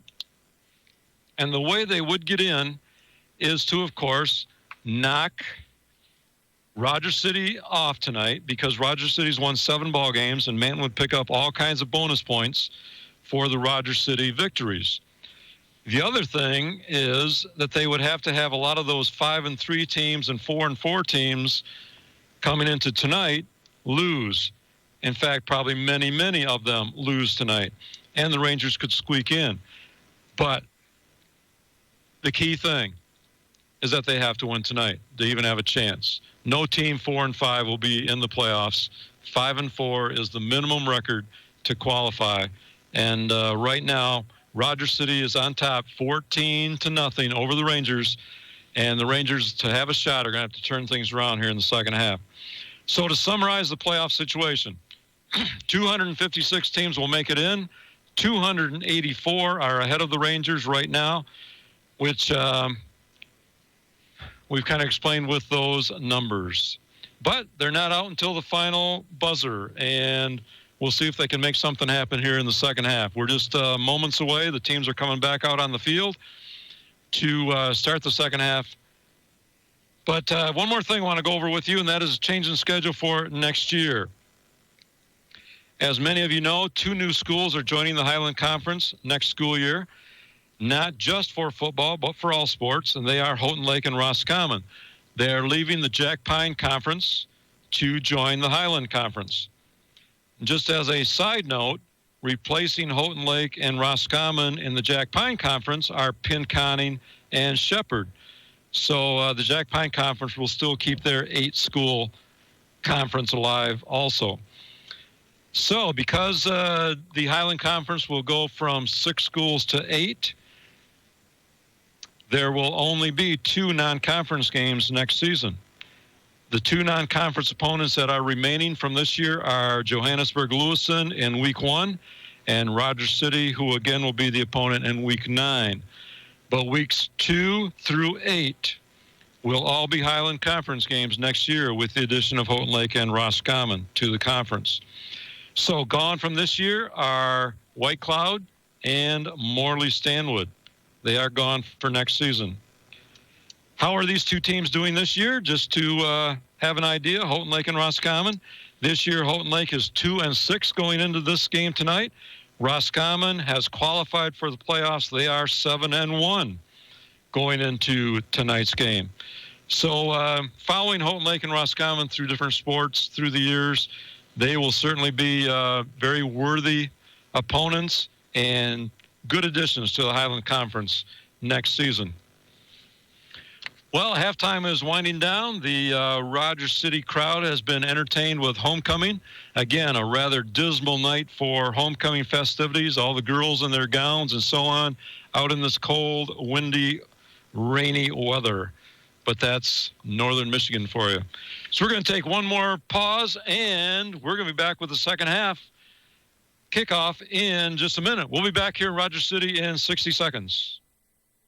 Lutke is the right combination of experience, service, knowledge, and old-fashioned honesty. By providing a full range of forestry equipment services through 3 strong divisions: Lutke Equipment, Lutke Hydraulics, and Lutke Forest Products. Lutke can offer their customers the very best service, price, and always top quality products from a company that knows the challenges that loggers face every day. They offer the top brands with a full line of steel products, Traeger grills, and a full-service hydraulic and machine shop for all of your everyday needs. Open Monday through Friday, 8 to 5. Call 231-824-9506. When you need an assisted living center you can trust to treat the person you cherish most like family, trust Maple Ridge Living Center. Maple Ridge Living Center is a 26-bed assisted care facility on M55 just east of Lake City, offering 24-hour care to meet the daily needs of their residents and give their families peace of mind. With a second 20-bed location coming in the spring of 2019 on Mackinac Trail in Cadillac. Call for a tour, 231-839-1011. That's 839-1011. Maple Ridge Living Center, just east of Lake City. Welcome back, everyone. Rick Swanson from Rogers City, Gilpin Memorial Park, as we are getting ready to start the second half in the final regular season game of the 2018 campaign. Rogers City on top of the Rangers right now, 14-0, scoring on 2 touchdowns in the second quarter. And we are ready to get the second half underway. Manton kicked off to start the ballgame tonight, so they will receive the second half kickoff. Rogers City, of course, doing the kicking. Across your radio dial, the Rangers in this third quarter will be going from left to right. Rogers City defending, going offensively from right to left. Well, the Rangers need to get something happening here in this third quarter. As we said at halftime, they really couldn't get anything sustained offensively.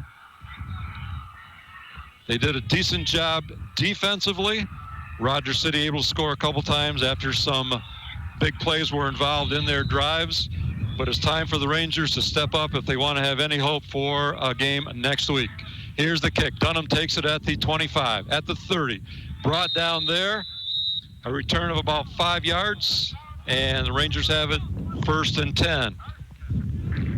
They're going to spot the ball just inside the 30 at the 28. So 1st and 10, Rangers from their own 28-yard line with the wind on their back in the third quarter. Helsel takes a snap, handoff to Grover.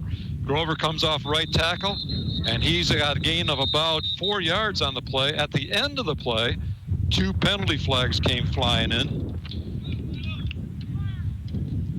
And it is going to be against the Rangers. We'll get the call from the referee. Not sure what it was, but it is against Manton. Spot foul, yards being walked off from the spot of the penalty, 10 yards, and that backs the Rangers up to the 23-yard line, where they have it now 1st and about 17. Helsel in the shotgun, spread formation, takes a snap, hands off to Grover. Grover reverses his field, and brought down back at the 20-yard line. It's going to be loss of a couple on the play. Grover started to his right, made a cut back to the left, but just nowhere to go. The Huron defense collapsed the offensive line very quickly. Helsel in the shotgun, takes a snap, 2nd and 17, looks over the middle, and he's got Regnerus. Regnerus out at the 33-yard line. Gain of about 13 on the play for the Rangers. And if my memory serves me, that's the best pass play of the night so far for the Rangers. We're here in Rogers City. It's nicely underway in the third quarter. 10:55 left to go in the third quarter. Rogers City on top, 14-0. 3rd and 7. Handoff to Grover. Right up to the center of the line, gets about 2, and that's going to bring up a 4th down. It'll be 4th and about 5 from the 34-yard line. Well, you have to punt it away. They do have the wind on their back. They can get a good kick here and then hold Rogers City, which is going to be kind of a must at this point in the game. Trent Grover, punt formation. 4th and 5. Snap is good. The kick is away. Again, wind caught it a little bit and took it to the right. It took a Manton bounce, and then on the second bounce, went out of bounds on the sideline nearest to us.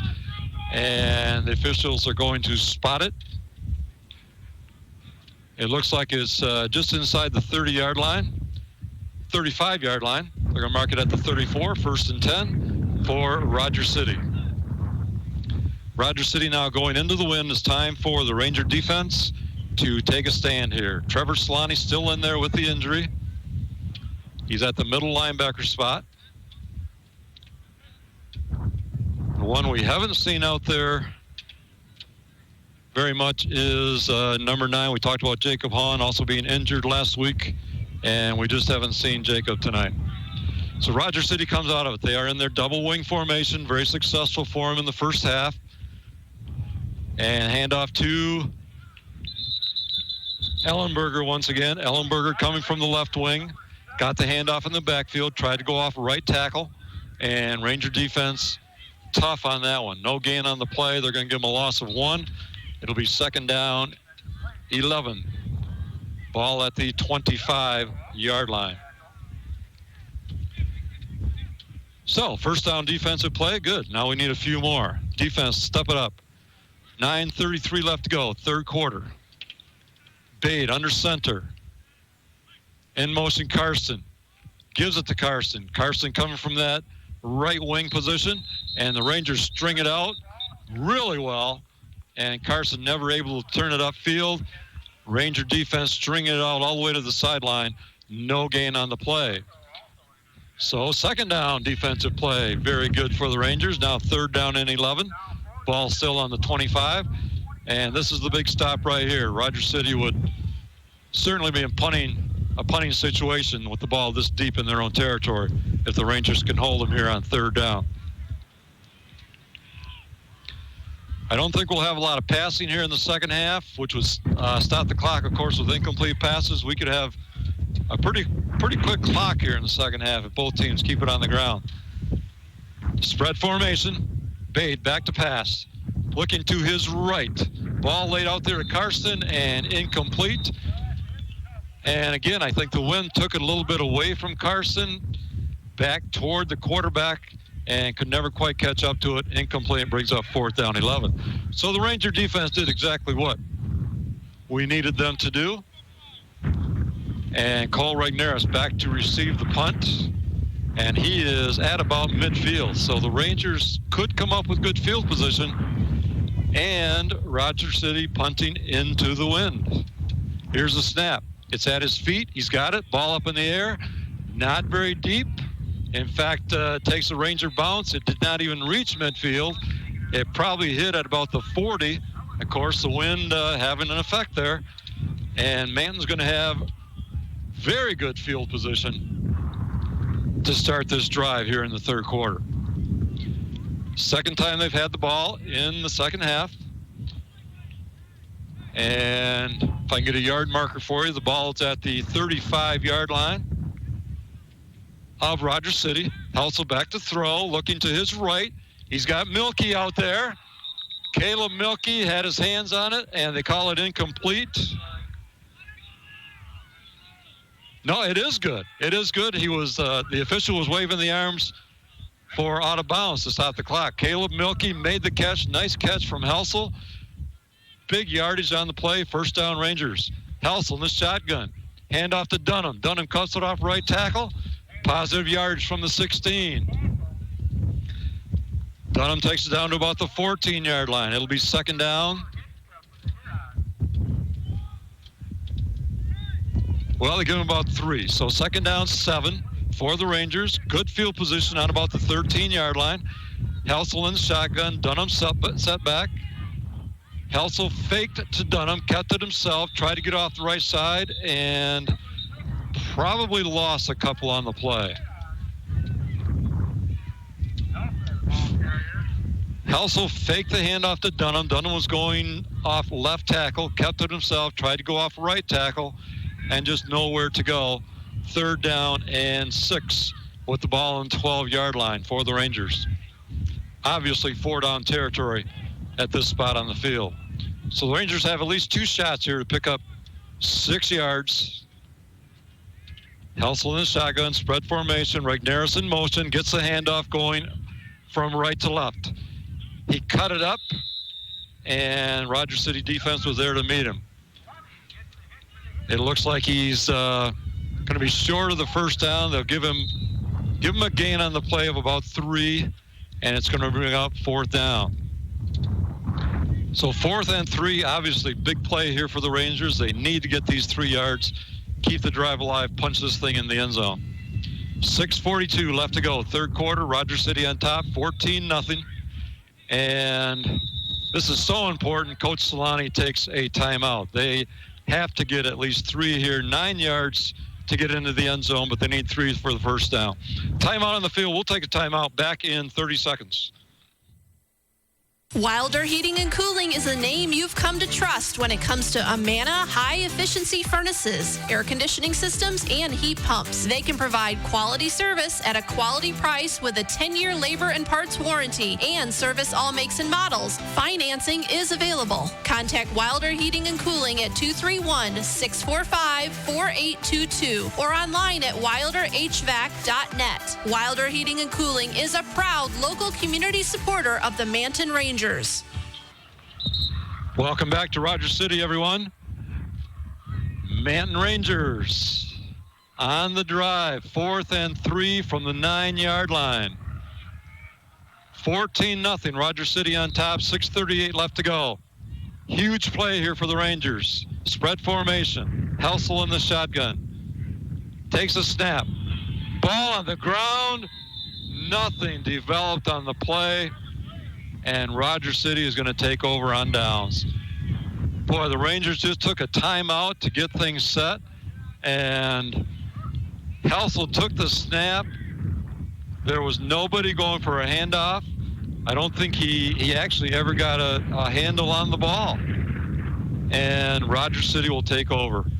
Boy, everything here in the third quarter had worked well up to that point. If the Rangers had punched it in, but they end up turning it over on the 9-yard line, and Rogers City takes over. Well, now they got to stop him here deep in Rogers City territory and get good field position once again. Here's Bade under center. Double wing. Takes a snap. And this time straight ahead to fullback Budnick. And he'll have a couple of yards. He'll bring up a second down for the Hurons. Ball is on the 15-yard line. So again, if the Rangers can hold them back here, they give them a gain of 1 only on the play. So 2nd and 9, ball on the 16-yard line. Rogers City breaks out of the huddle. Caleb Bade,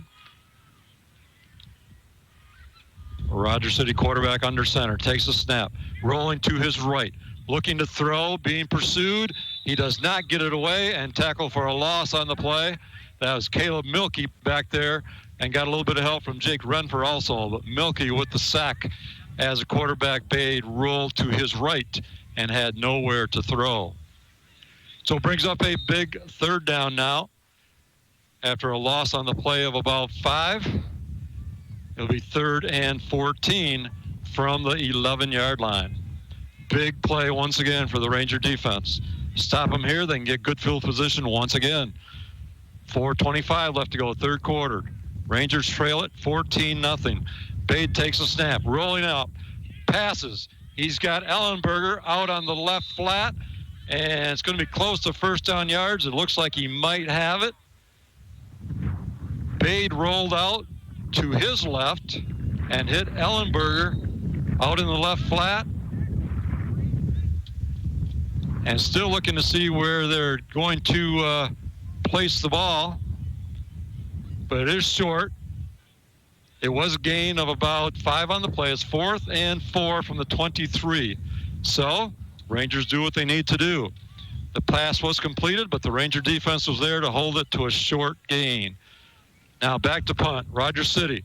Punt goes directly sideways out of bounds. My goodness. What a break for the Rangers on that one. Again, wind had some play in that one, but the Rangers are going to have great field position after they mark this. I bet that punt did not travel 5 yards past the line of scrimmage if it went 5 yards. The Rangers have it on the 21-yard line, 1st and 10. The 21-yard line of Rogers City. Helsel takes a snap from the shotgun, hands it off to Nick Dunham. Dunham off right tackle, picks up about 3 on the play. It'll be 2nd down 7. 3:20. Clock running, third quarter. Rogers City on top, 14-0. Spread formation. Helsel takes a snap, hands off to Dunham once again. Churning his way through the center. Picks up about 4, but in the middle of all of that, we get a penalty flag flying in. And we'll see what the call is going to be. Clock stopped with 3:06 left to go in the third quarter. Huge, absolutely huge opportunity here for the Rangers. They just turned it over on downs a couple moments ago here deep in Rogers City territory. And now they're there again. And the penalty is against the Rangers, a chop block. That's going to march it back. Still have good field position. They just have to punch it in.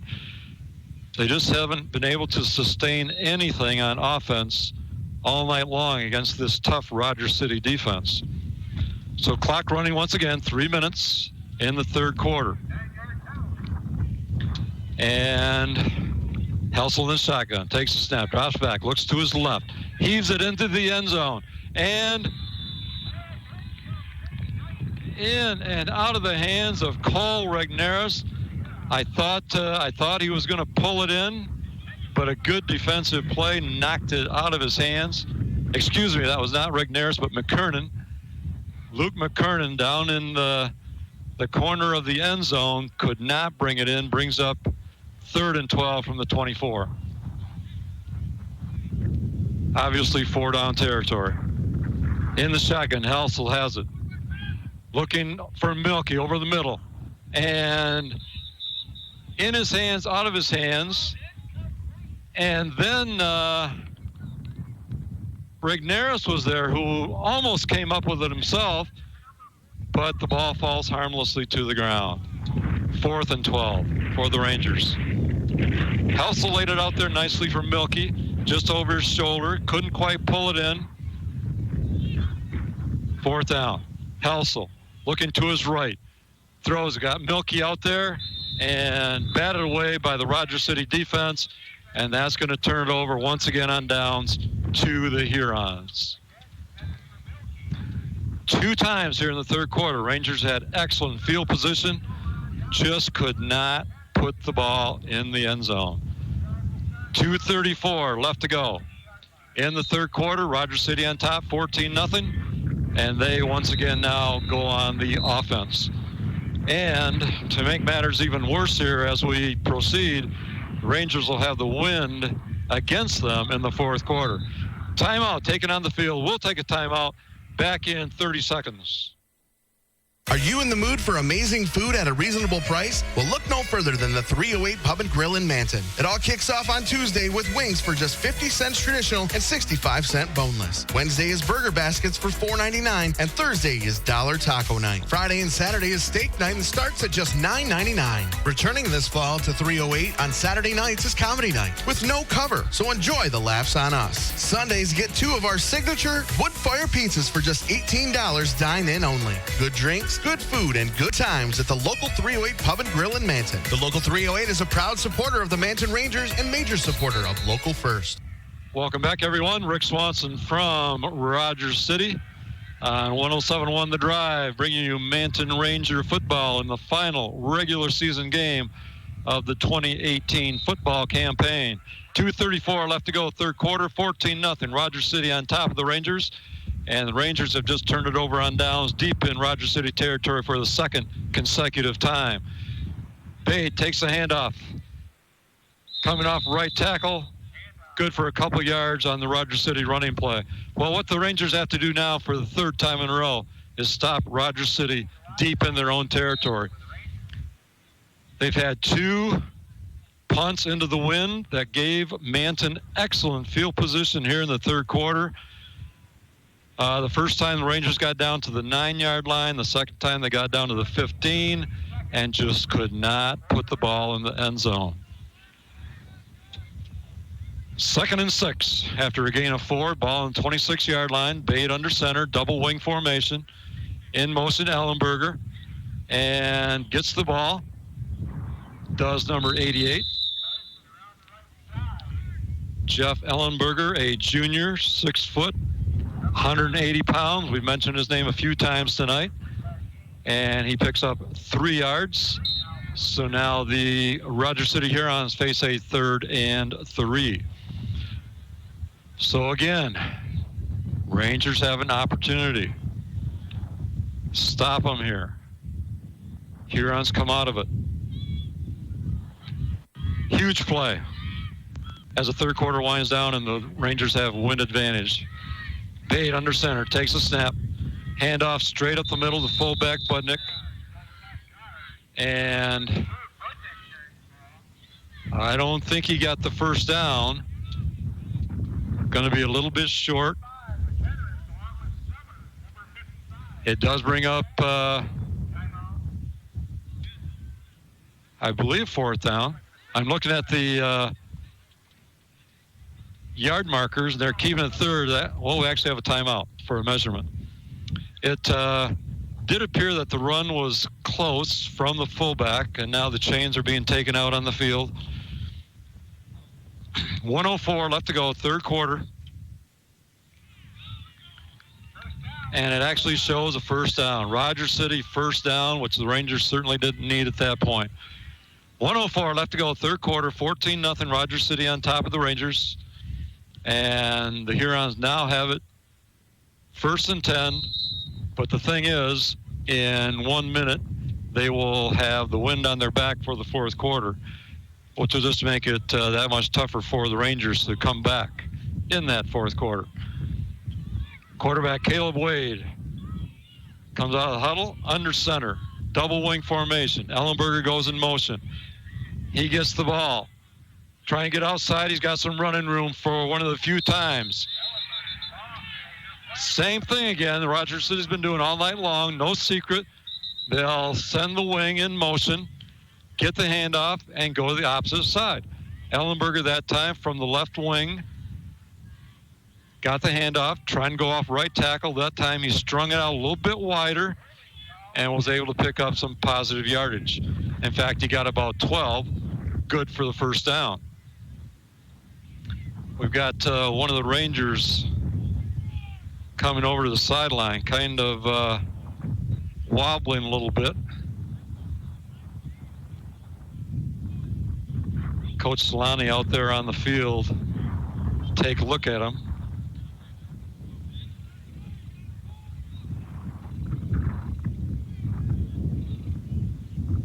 We'll see what players coming off the field under zone power. Hello? Yes, call me when you can. 38 seconds left to go.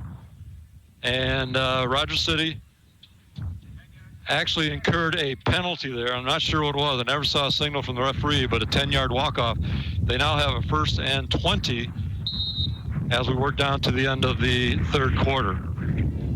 Bade under center, double wing. Ellenberger again in motion. Handoff deep, fake handoff. Bade throws out on the right flat, and it's completed for probably about half of the yardage they needed. Pick up about 10, but back in the Rogers City backfield, we have a penalty flag. And they are walking backwards. Going to be another penalty against Rogers City, which will wipe out the 10-yard pass play. So Rogers City now deep in their own territory. But I don't think the Rangers are going to be able to force a punt before the end of the third quarter. It'd be nice to make Rogers City punt into that wind one more time, but clock is running, 19 seconds to go. And I know Rogers City doesn't want to punt again into that wind. Here's a snap. Handoff straight up the middle to the fullback Budnick. Nowhere to go, not even trying for first down at that point. And they're going to let the clock run out. And that is the end of the third quarter here in Rogers City. The Rogers City Hurons 14, Manton Rangers nothing. We'll be back with the fourth quarter in 30 seconds.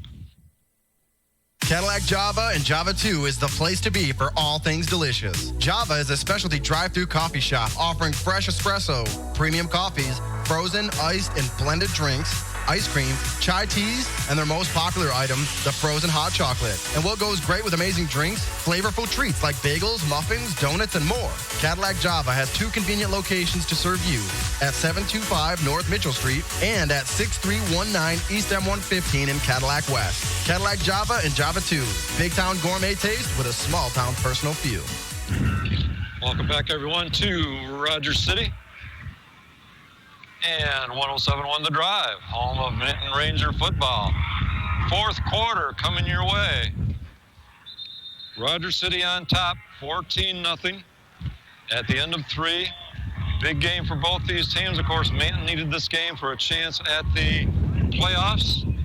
And Rogers City would like to win this one because an 8-1 record would probably assure them of a home game in the opening round of the playoffs next week. But now the Rangers are really up against it because they will be going into the wind in the fourth quarter. Rogers City has the wind. Rogers City now going from left to right across your radio.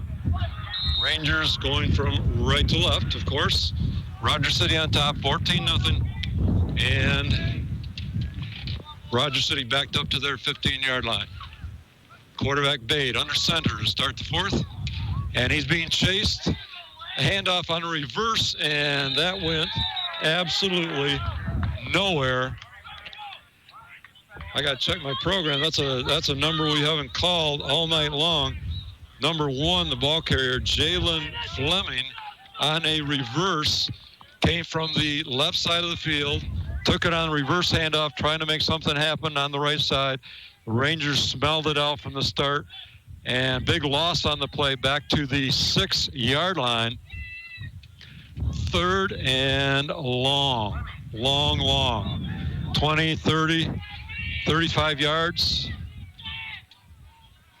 Bade under center. Rangers need to stop him right here, deep in their own territory. Back to pass. Scrambling. Can't get it off. And back in the end zone. Nearly brought down for a safety, but they're going to say that he did throw it. He was falling to the ground and able to get rid of the ball. Almost a safety. So they go back to the 6-yard line, and now it's 4th and long for the Hurons. They will have to punt away. Karsten, the punter, deep in his own end zone. Has the win, though, this time. And the punt is away. A good one. Forces Regnerus back to midfield. He's at the 50. Cuts it back to his left, 40. We've got penalty flags flying. He's got some running room down the sideline. But I don't think it's going to count with those flags. And you might have heard the shouts here along the Ranger sideline. They don't necessarily agree with that call. But Rangers do have the football. Once again, they need 2 scores here in the fourth quarter. Referees are huddling. We have penalty flags out here where Regnerus took the punt, but there's also a flag back at the 5-yard line where the play started with the punt. We could very well have offsetting penalties. We might have 2 penalties. All 4 officials are out there on the field huddling up, talking this thing over. They are talking to Rogers City captain. So here we're getting some calls. First call holding against the Rangers is declined. The second, a block in the back against the Rangers, is accepted. It still will be Ranger football, but we're going to have some yardage marked off from the 41 where the penalty occurred. So that's going to mark it back to the 49 of the Rangers, just across midfield. Manton has a first down. A little bit more difficult now with the wind in their face to try and put something together here, but it's kind of a do-or-die situation for the Rangers at this point. 10:53 left to go in the ballgame. Rogers City on top, 14-0. It's been a well-played ballgame tonight. And for the most part, Rangers have done a nice job defensively. It's just been a couple of plays that Rogers City's been able to break off. So here we go. 1st and 10, ball on the 49. Spread formation in the shotgun. Helsel takes a snap. Gives it to Regnerus. We've seen Regnerus carry the ball tonight, probably more than we have all season long combined. But number 5, Cole Regnerus, has gotten the ball on several reverses. But that one ended up resulting in a loss of 1. Just nowhere to go once he got the ball. 2nd down 11 from the Rangers 48-yard line. Clock running, 10:25 left to go. Rangers really need to get some points on the board. From the shotgun. Hand off to Trent Grover. Grover right up the center. That was a nice looking run and play from the Rangers. Very sharp, quick opener, and Grover's able to pick up some positive yardage. He gets about 7. It'll be 3rd and 3. Ball right here in front of us. Like I mentioned before, we're about 7 yards from the actual field itself. Helsel back to pass. He's got Regnerus right at the sticks, and knocked out of bounds and took the person holding the sticks down hard. I hope he's not hurt. But again, right here in front of us, the chain gang, one of the chain gang members, took that hit hard. Officials are over checking him out. I think he's going to be okay. But that pass was completed to Regnerus, knocked out of bounds, and then knocked into a member of the chain gang. But it's right at the stick. So after they straighten out the sticks, of course the sticks went flying also. We'll see if this is a first down. In fact, the stick itself has come apart. Regnerus and the Rogers City tackler just did a number on the stick itself and the member of the chain gang. But now they stretch it out, and 2 inches. Again, right here in front of us, 2 inches short of the first down. So Rangers, of course, have to convert this and continue to drive on into the end zone. 9:42 left to go in the ball game. Rogers City on top, 14-0. Rangers yet with another opportunity. It was 14-0 at halftime. No scoring in the third quarter by either team. Ball is on the 41-yard line of Rogers City.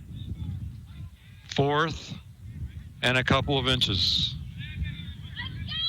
Absolutely huge play here for the Rangers and their chances in this ballgame. Helsel in the shotgun, spread formation. Trying to draw Rogers City offside. Almost. Didn't work. Now they got to go with the play. From the shotgun, takes a snap. Hand off to Grover. And nowhere to go. Rogers City defense came up big on that play. Manton only needed a couple of inches, but Grover was met in the backfield and never had a chance. Never had a chance. It's going to turn over on downs once again, and Rogers City will take over. First down. The ball is going to be spotted at their own 44-yard line. We've got timeout taken on the field by Rogers City. We'll take a timeout. Be back in 30 seconds.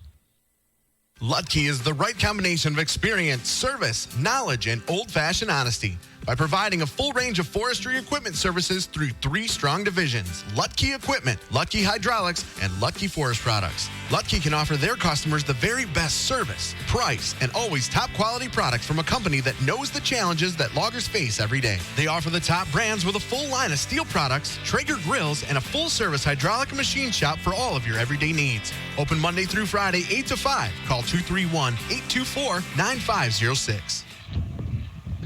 Welcome back, everyone, to Rogers City. You are listening to 107.1 WCKC, The Drive from Cadillac. 9:37 left to go in the ball game. Rogers City on top of the Rangers, 14-0. Final game of the regular season for both these teams. Rogers City has just stopped Manton on downs They're taking over 1st and 10. Bate under center, full house backfield. Hand off to Karsten. Karsten from the right half takes it off left center, and Ranger defense steps up. After short gain, if any, it'll be 2nd down and 10. Ranger defense has looked really good in this second half, but just haven't been able to generate that needed offense to put the thing in the end zone. Clock running, 9:10 left to go. Our halftime score was 14-0. That's still where we're at here in the fourth quarter in Rogers City. Again, they come out with a full house backfield. 2 tight ends packing it in. Bate under center, takes a snap, hands it straight up the middle. And pretty good yardage there for a straight dive play. And that's going to bring up a 3rd and short for Rogers City. We'll call it 3rd and 3. Ball is straddling the midfield stripe, right at the 50-yard line. So obviously, big play again for the Ranger defense. 3rd and 3. Quarterback Bate under center. Takes a snap. Handoff on the 3rd option. Faked 2 handoffs. Gave it to the 3rd man. Out of the full house. Pickup of about 7 on the play. Gives Rogers City a 1st down.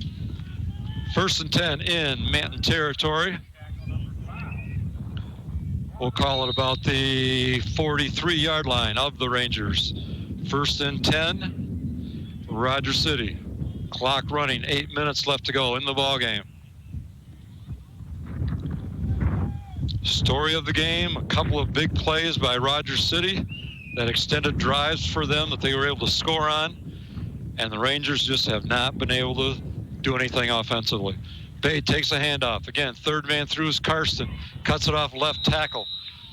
They have that full house backfield. Fake to the fullback up through the middle. Fake it to one halfback in kind of a cross pattern, and then give it to the 3rd one. That time Karsten picked up about 9. It'll be 2nd down and 1. A lot of motion in the backfield. A lot of fake handoffs. Rogers City very happy just to control the ball and run some time off the clock. 7:15 now left to go in the game. Bates handoff straight up the middle this time to big number 34, Ethan Hinka, a 6'3" senior who weighs 210, as the program says. And he's a load to bring down. Good for another Huron 1st down. So Rogers City putting together a drive of their own, the best drive they've had here in the second half, because the Rangers have basically been able to stop them. Stopped them every single time, 3rd quarter especially, when Rogers City was battling that wind. They come out again, 1st and 10, Bate under center, full house in the backfield. Straight ahead to Hinka. No fakes on that one, just straight handoff to the fullback. Hinka for a short gain, but again, it keeps the clock running in favor for the Hurons. So gain of 2 on the play, 2nd down 8. Now 6:20 left to go in the game. 14-0, Rogers City on top. Last game of the regular season, and if the Rangers can't come up with a couple of miracles here, last game of the season for the Manton Rangers. 2nd down 8, ball on the Rangers 33-yard line. Again, full house backfield. Give us to Karsten. Ball on the ground. And he's able to bring it in himself. But the ball was there for 2nd.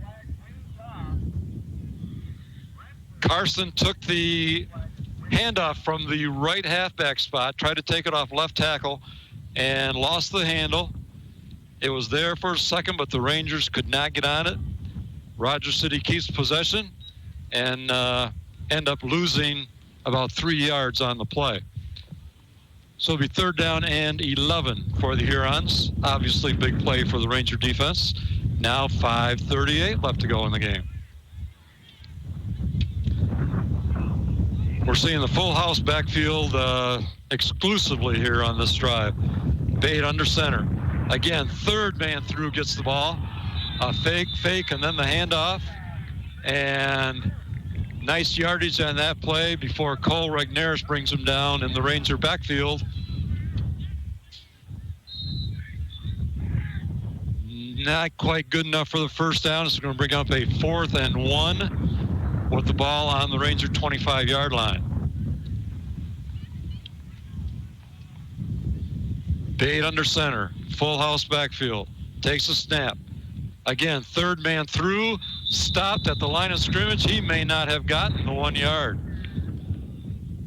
Boy, the Rangers read that one really well, and they do stop him. They're going to get the ball and take over on downs. Great stand by the Ranger defense as Rogers City was putting together a pretty significant drive, taking time off the clock. But Manton still has hope. 4:51 left on the clock. Rogers City up 14-0, but the Rangers have the ball on their own 25-yard line. First down play is a handoff from Helsel to Nick Dunham off the right side, and pretty good pickup for first down. Gain of 5, second down 5. Rangers in hurry-up offense. They need 2 scores. Helsel back to pass, looking to his right. He's got Regneris, and that'll be close to the first down. We've got officials calling a timeout, so that does signify the first down. Timeout while they can move the chains. That was a gain of about 7 on the pass play from Helsel to Regneris. And Rangers now have the ball on their own 36, 1st and 10. But the clock running, 4:12 left to go in the game. Helsel, handoff to Dunham. Dunham off the right side again. Short pickup. We'll see where they spot it. Actually got a little bit more than I would have thought to start with. Got about 4, second down 6. Helsel in the shotgun, takes a snap. Looking over the middle. He's got Caleb Milkey on the reception, and that should be another Ranger first down. The officials stop the clock at 3:41. And we've got an officials timeout. Milkey on the pass reception, but he is still down on the ground on the far sideline. Number 44, Caleb Milkey. It was a nice pass reception. Manton coaching staff going across the field to take a look at him. And while we have a timeout on the field for the injury, we'll take a timeout. We'll be back here in Rogers City in 30 seconds. High school students are training for the jobs of tomorrow today at the Wexford Misaki Career Technical Center in Cadillac. Juniors and seniors from 12 area high schools can choose from 14 career-driven programs. Free college credit is available. Visit WMISD.org and click or tap the Career Technical Education link. See all the great programs, then talk to your student's counselor. Call 876-2200. The Wexford Misaki Career Technical Center on 13th Street across from Baker College. Proud to serve the students of Manton High School. CTC is the place to be. Welcome back, everyone. You are listening to 107.1 WCKC Cadillac, home of Manton Ranger football. And tonight we are in Rogers City for the final regular season football game as the Hurons are hosting the Manton Rangers. And a pass was completed from Lane Helsel to Caleb Milkey. Milkey was injured on the play, right now being helped off the field. And 2 games ago, down at Pine River, Milkey missed that game because he injured a knee in practice, and it looks like he may have re-injured it as they're bringing him off the field. It is definitely a leg injury of some type. So once they get him to the sideline, the Rangers will put it in play. The pass play did pick up the first down. The ball's on the 47-yard line of the Rangers. So the Rangers approaching midfield. 1st and 10. 3:41 left to go in the ballgame. Rangers down 2 scores. They need to score and then probably onside kick. Spread formation. And now ready to get play Back in again as Milky is off the field. Helsel takes a snap, looking to his left, now to his right. In and out of the hands of Regnerus, incomplete. He had Cole open for a second as Cole came from the right and cut across the middle of the field. Hit him in stride, but just couldn't pull it in. Going to be second down 10. Helsel takes a snap, ball on the ground, picks it up, looking for someone to throw to, and incomplete as the ball hit the ground. Almost disaster to start with. Lane dropped the snap, had to pick it up. By the time he got it back in his hands, defenders were already there and tried to flip it out, but incomplete. 3rd and 10. In the shotgun, Helsel back to pass. Looking over the center and intercepted at the 35-yard line by Rogers City. The Hurons come up with the turnover. That pass was intended for Jacob War. McKernan was also in the area, but number 1, Jalen Fleming for the Hurons stepped in to intercept it and probably just about put this thing away. The ball is at the 35-yard line, 1st and 10. Rogers City on their own 35 with 3:23 left to go in the game, and they're going to come out and just keep it on the ground and run this clock down. Pate under center, takes a snap, pitches to number 10 right here in front of us. You can maybe even hear the hard hitting right in front of us. But that ball carrier was John Chamberlain. Haven't called his name yet tonight. And he picked up just a yard on the play. It'll be second down 9. Just a yard when those pads were hitting. Under 3 minutes now left in the game. Hurons in no hurry. Staying in the huddle in extended time. And now we have a timeout. Timeout taken by Rogers City with 2:48 left to go in the ballgame. Rogers City on top, 14-0. We'll take a quick timeout. Back in 30 seconds. High school students are training for the jobs of tomorrow today at the Wexford Misaki Career Technical Center in Cadillac. Juniors and seniors from 12 area high schools can choose from 14 career-driven programs. Free college credit is available. Visit WMISD.org and click or tap the Career Technical Education link. See all the great programs, then talk to your student's counselor. Call 876-2200. The Wexford Misaki Career Technical Center on 13th Street across from Baker College. Proud to serve the students of Manton High School. CTC is the place to be. Welcome back, everyone. Rick Swanson from Rogers City with the final regular season game of the football season. Rogers City hosting the Manton Rangers, and the Hurons are on top 14-0. If you joined us late, just 2:48 left to go in the game. Rogers City has the ball 2nd and 9 with the ball on their own 36-yard line, and they are going to be content just to run out this clock. Bade under center. He takes a snap. Handoff again to Chamberlain. Hadn't called his name all night. Now he's got it 2 times in a row. But this time, Jake Renfrew there to drop Chamberlain for a loss of about 4 on the play. It's going to be 3rd down and 13 for Rogers City. A timeout taken on the field by the Rangers to preserve a little bit of time on the clock. So we'll take another quick timeout. Back here in 30 seconds. The Manton Athletic Boosters Club is a proud supporter of the Rangers Athletics and would like to wish the best of luck to all our fall Manton Ranger sports teams. And go Rangers! When you need an assisted living center you can trust to treat the person you cherish most like family, trust Maple Ridge Living Center. Maple Ridge Living Center is a 26-bed assisted care facility on M55 just east of Lake City, offering 24-hour care to meet the daily needs of their residents and give their families peace of mind. With a second 20-bed location coming in the spring of 2019 on Mackinac Trail in Cadillac. Call for a tour, 231-839-1011. That's 839-1011. Maple Ridge Living Center, just east of Lake City. Welcome back, 3rd and 13. Ball being put in play. Bade under center, takes a snap, rolling to his right. airs it out down the right sideline, incomplete. Pass intended for fullback number 32, Budnick.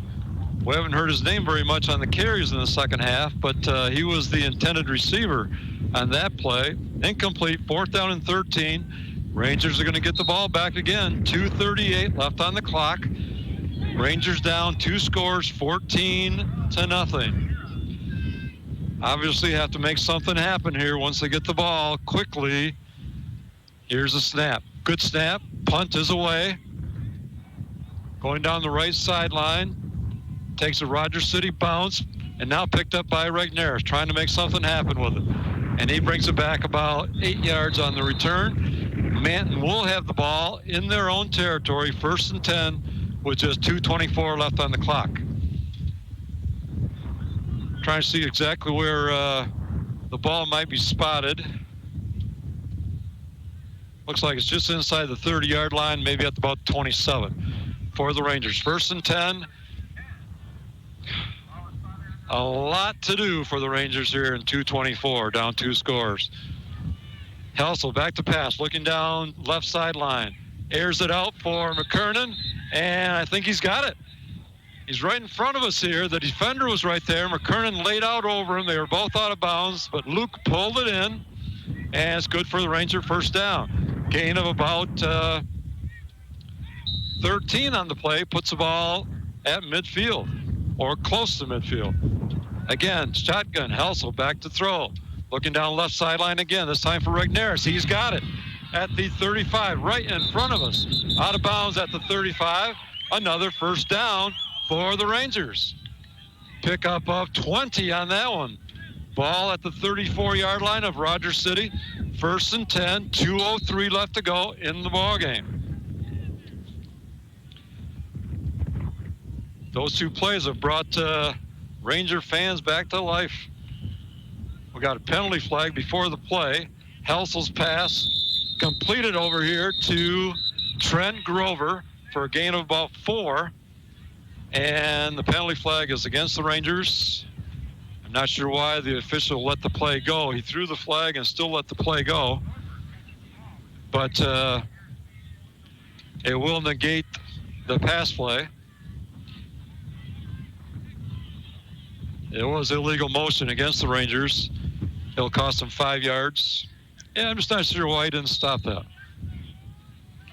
5-yard walk-off. Still 1st down, 1st and 15.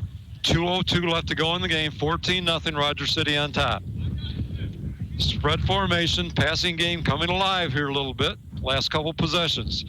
Helsel takes a snap, hands off to Regnerus on an end around. And he's got a little bit of running room. Finally cut up. He ran a lot sideline to sideline. And by the time he did cut it up, there wasn't a lot of yards there to be made. So they're going about 1. So 2nd down 9. Rangers hustling to the line. From the shotgun, Helsel takes it. Rolling to his right. Feet knocked out from underneath him by Rogers City defender, and he slipped for a loss of about 10 back to the 45-yard line. Clock continues to run. 1:22 left to go in the ball game. 3rd and about 20 for the Rangers. Kind of dire straits if there ever were dire straits, I can tell you that. Helsel back to throw. He's got a receiver on the left-hand side. Had the pass in his hands for just a second. I'm trying to get a number who that was. Number 8, Parker Siddle on that one.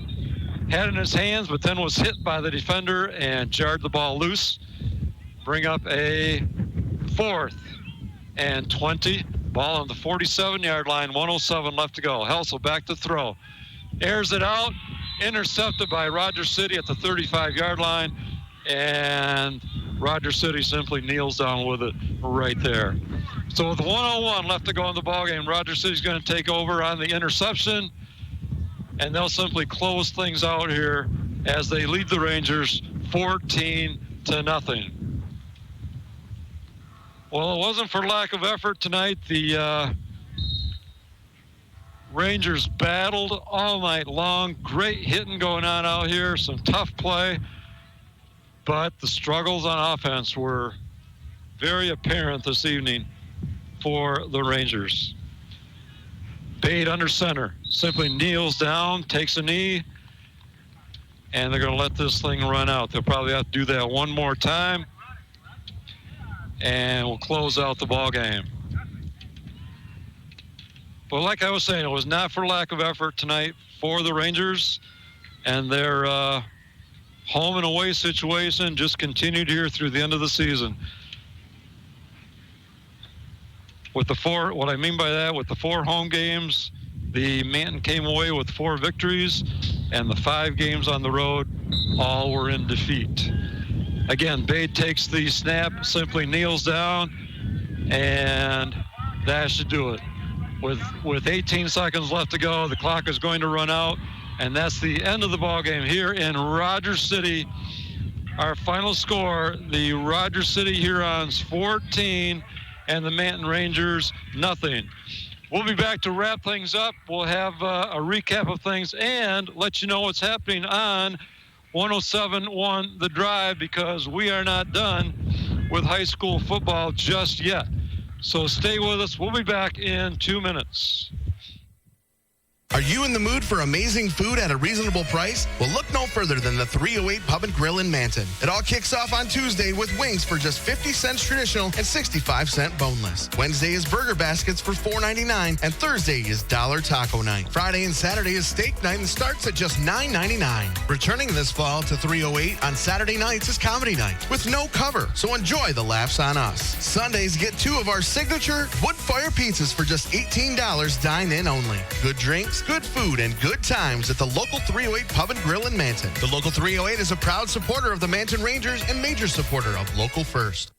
Cadillac Java and Java 2 is the place to be for all things delicious. Java is a specialty drive-thru coffee shop offering fresh espresso, premium coffees, frozen, iced, and blended drinks, ice cream, chai teas, and their most popular item, the frozen hot chocolate. And what goes great with amazing drinks? Flavorful treats like bagels, muffins, donuts, and more. Cadillac Java has 2 convenient locations to serve you at 725 North Mitchell Street and at 6319 East M115 in Cadillac West. Cadillac Java and Java 2. Big town gourmet taste with a small town personal feel. Imagine this: the taste, the smell, the flavor of down-home barbecue at your sauce-covered fingertips, but without all the mess and hassle. Let the Smokehouse excite your taste buds with some of the best barbecue that you can imagine. Try mouth-watering recipes like the pork belly Cuban, the brisket grilled cheese, smoked chicken salad, loaded mac and cheese, and of course, don't forget the Frickles. Check out the Smokehouse at the Truck Stop Food Court at 902 West 13th Street in Cadillac each weekday, Monday through Friday from 11 to 3, or call for availability for the Smokehouse to travel and cater your next event. 231-824-3513. That's 231-824-3513. Looking to buy a home or sell yours? Need to upgrade or downsize? Go with experience. Go with Garno. Jamie Fellows Garno of City to Shore Real Estate is your full-time real estate professional with 15 years of experience helping people make their homeownership dreams come true in the greater Cadillac area. Homes are needed now to meet the demand. Want to know what your home is worth in today's real estate market? Talk to Jamie Fellows Garno, serving Wexford, Missaukee, Osceola, and Grand Traverse counties from the new City to Shore branch office in Manton at 113 Main Street. Welcome back, everyone. Rick Swanson from Rogers City, where the Rangers have dropped one to the Rogers City Hurons by the score of 14-0. Rogers City finishes their season at 8-1 overall. And they are headed for the playoffs, and with an 8-1 record, will probably host the ball game next week, while Manton falls to 4-5 to close out their season, coming up short of a playoff berth. Only 2 scores in the ball game tonight. Both came in the first half. The Hurons got a score from Ellenberger from 10 yards out on a 10-yard run. The 2-point conversion was good. And in the second quarter, Rogers City on the scoreboard 8-0. And then with 2:50 left to go in the first half, quarterback Bade scored from 7 yards out on a keeper, and the 2-point conversion was no good, leaving our score at 14-0, and no scoring in the second half. makes that our final score tonight, 14-0. Now, weather was certainly a factor tonight.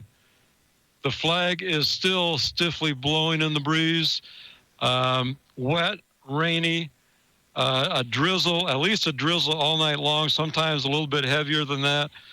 And the wind just played havoc with punts and passes, and it was difficult for both the teams, but probably a little more difficult for the Rangers because of the type of offense they like to run. With Rogers City, they keep it pretty close to the vest. They'll run the full house.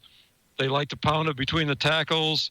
They like to bring the wings across to the opposite tackle, and the weather didn't influence them quite as much. But still, overall, the Rangers did a very decent job defensively. It was just a couple of big plays that kept Rogers City drives alive, and they were able to punch it in a couple of times where the Rangers struggled on offense all night long. The Rangers had no extended drive whatsoever this evening, and that kind of doomed them from the get-go. A little bit of the passing game got going the last 5 minutes or so. Quarterback Lane Helsel able to complete several passes, and the Rangers did pick up some positive yardage. But time and time again, penalties cost the Rangers some of that yardage that they gained and was so precious because the yards were difficult to gain. The penalties just shoved them back. Rangers also did have a couple of turnovers, a couple of interceptions late in the game, which also kind of sealed their fate. But we offer our congratulations to the Rogers City Hurons, who move on to the playoffs now next week. And, of course, they're excited about what their possibilities might be. For the Ranger drive of the game, the Rangers did not have a suspended drive. And rather than pick one of those out, we're going to go to the 107-1, the drive Ranger game balls. And what I'm going to do is give a Ranger game ball to every single one of the team members on the Manton Rangers team for a great season, for a tough 9 games. The Rangers battled every single game. They battled every time to the final horn. And they were a team this year that certainly the fans could be very proud of. I know Coach Solani is very proud of the effort they have given him all season long. Well, we at the Drive congratulate, again, the Rogers City Hurons on their successful season. And now with the season wrapping up for the Manton Rangers, 107-1 the Drive will move on and still keep high school football alive. As I have been talking to the owner of 107-1,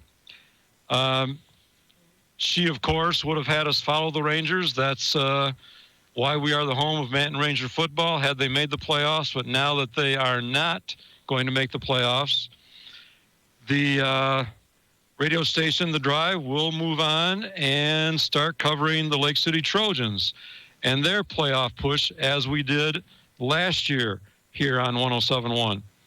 So the Drive is not done with high school football just yet, and we'll continue broadcasting local high school football action next week as we follow the Lake City Trojans. Now, with Lake City's stellar season, I would expect them to be hosting also a first-round game next week. They were undefeated going into tonight, and even if they were to lose tonight, which I certainly wouldn't bet against them, they would probably still host a first-round game. So I'm guessing maybe next Friday night, could be Saturday. They played a couple playoff games last year on Saturday afternoon. But whether the game is Friday night or Saturday afternoon, we will be there to bring you Lake City Trojan playoff action. Now, next Sunday night, 2 nights from now, if you're joining me in front of the TV, I know I'll be watching it. The MHSAA selection show will take place at 7 o'clock on Fox Sports Detroit. And they will lay out all the first-round matchups and, of course, go through every single team that has made the playoffs. But we will see then who Lake City's opponent will be next week, and then it will be between those two schools to work out the exact day and time, whether it's Friday night or Saturday afternoon. With the completion of the regular season tonight, we want to offer up sincere thanks once again to the local people and businesses who have made Ranger football possible and sponsored the Ranger football team on the air all season long. They are, once again, Lutke Hydraulics and Forest Products, Forest Area Federal Credit Union, Wexford Misaki Career Tech Center, the Smokehouse on 13th Street in Cadillac, Shepler Well Drilling in Manton, Java and Java 2 of Cadillac, the 308 Pub and Grill in Manton, Manton Boosters Club, Wilder Heating and Cooling, Maple Ridge Living Center, Jamie Fellows Garno City to Shore Real Estate Office in Manton, and right next door to her office, Bostic's Drugstore in downtown Manton. Again, sincere thanks to all these people and businesses that have sponsored Manton football all season long. Stop in and see them if you get a chance and express your thanks. Well, that's going to do it from Rogers City tonight. This is Rick Swanson back in the studio control room. Haley Koffel, who kept us running very smoothly all night long. Thank you for joining us and hoping you'll tune in next weekend for Michigan High School Athletic Association playoff action, as we will cover the Lake City Trojans, and we'll be on with the pregame 20 minutes prior to game time. So simply pay attention to local news throughout the week and Cadillac newspaper, and you will learn the time and day for Lake City's first round game. Also, because of this being the final Manton Ranger game tonight, I want to thank some special people who have helped me in the broadcast all season long. From the radio station, owner Jen Theodore, Ryan Rose, Rich Spicer, Aaron Dusa, Haley Koffel, Zach Wiggins, and many who stepped forward to help with the broadcast of the Ranger games. I want to thank all the, especially visiting athletic directors.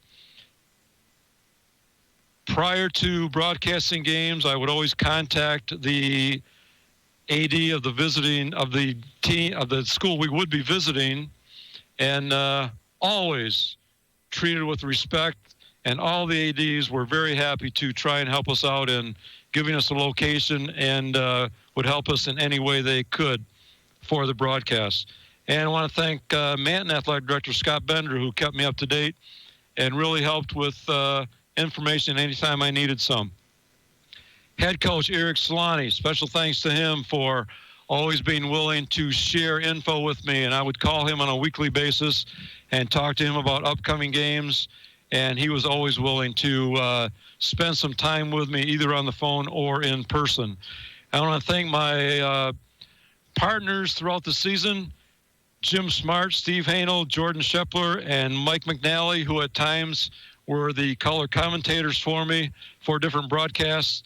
And all these people helped make the broadcast successful and put Manton Ranger football on the air. So that's going to do it from Rogers City. Our final score here tonight, the Rogers City Hurons 14 and the Manton Rangers nothing, ending the Manton Rangers season with a 4-5 overall record. You are listening to 107.1 The Drive, home of Manton Ranger football. We now return you to the regular programming of Classic Rock. This broadcast of Manton Rangers football on 107.1 The Drive and 107.1thedrive.com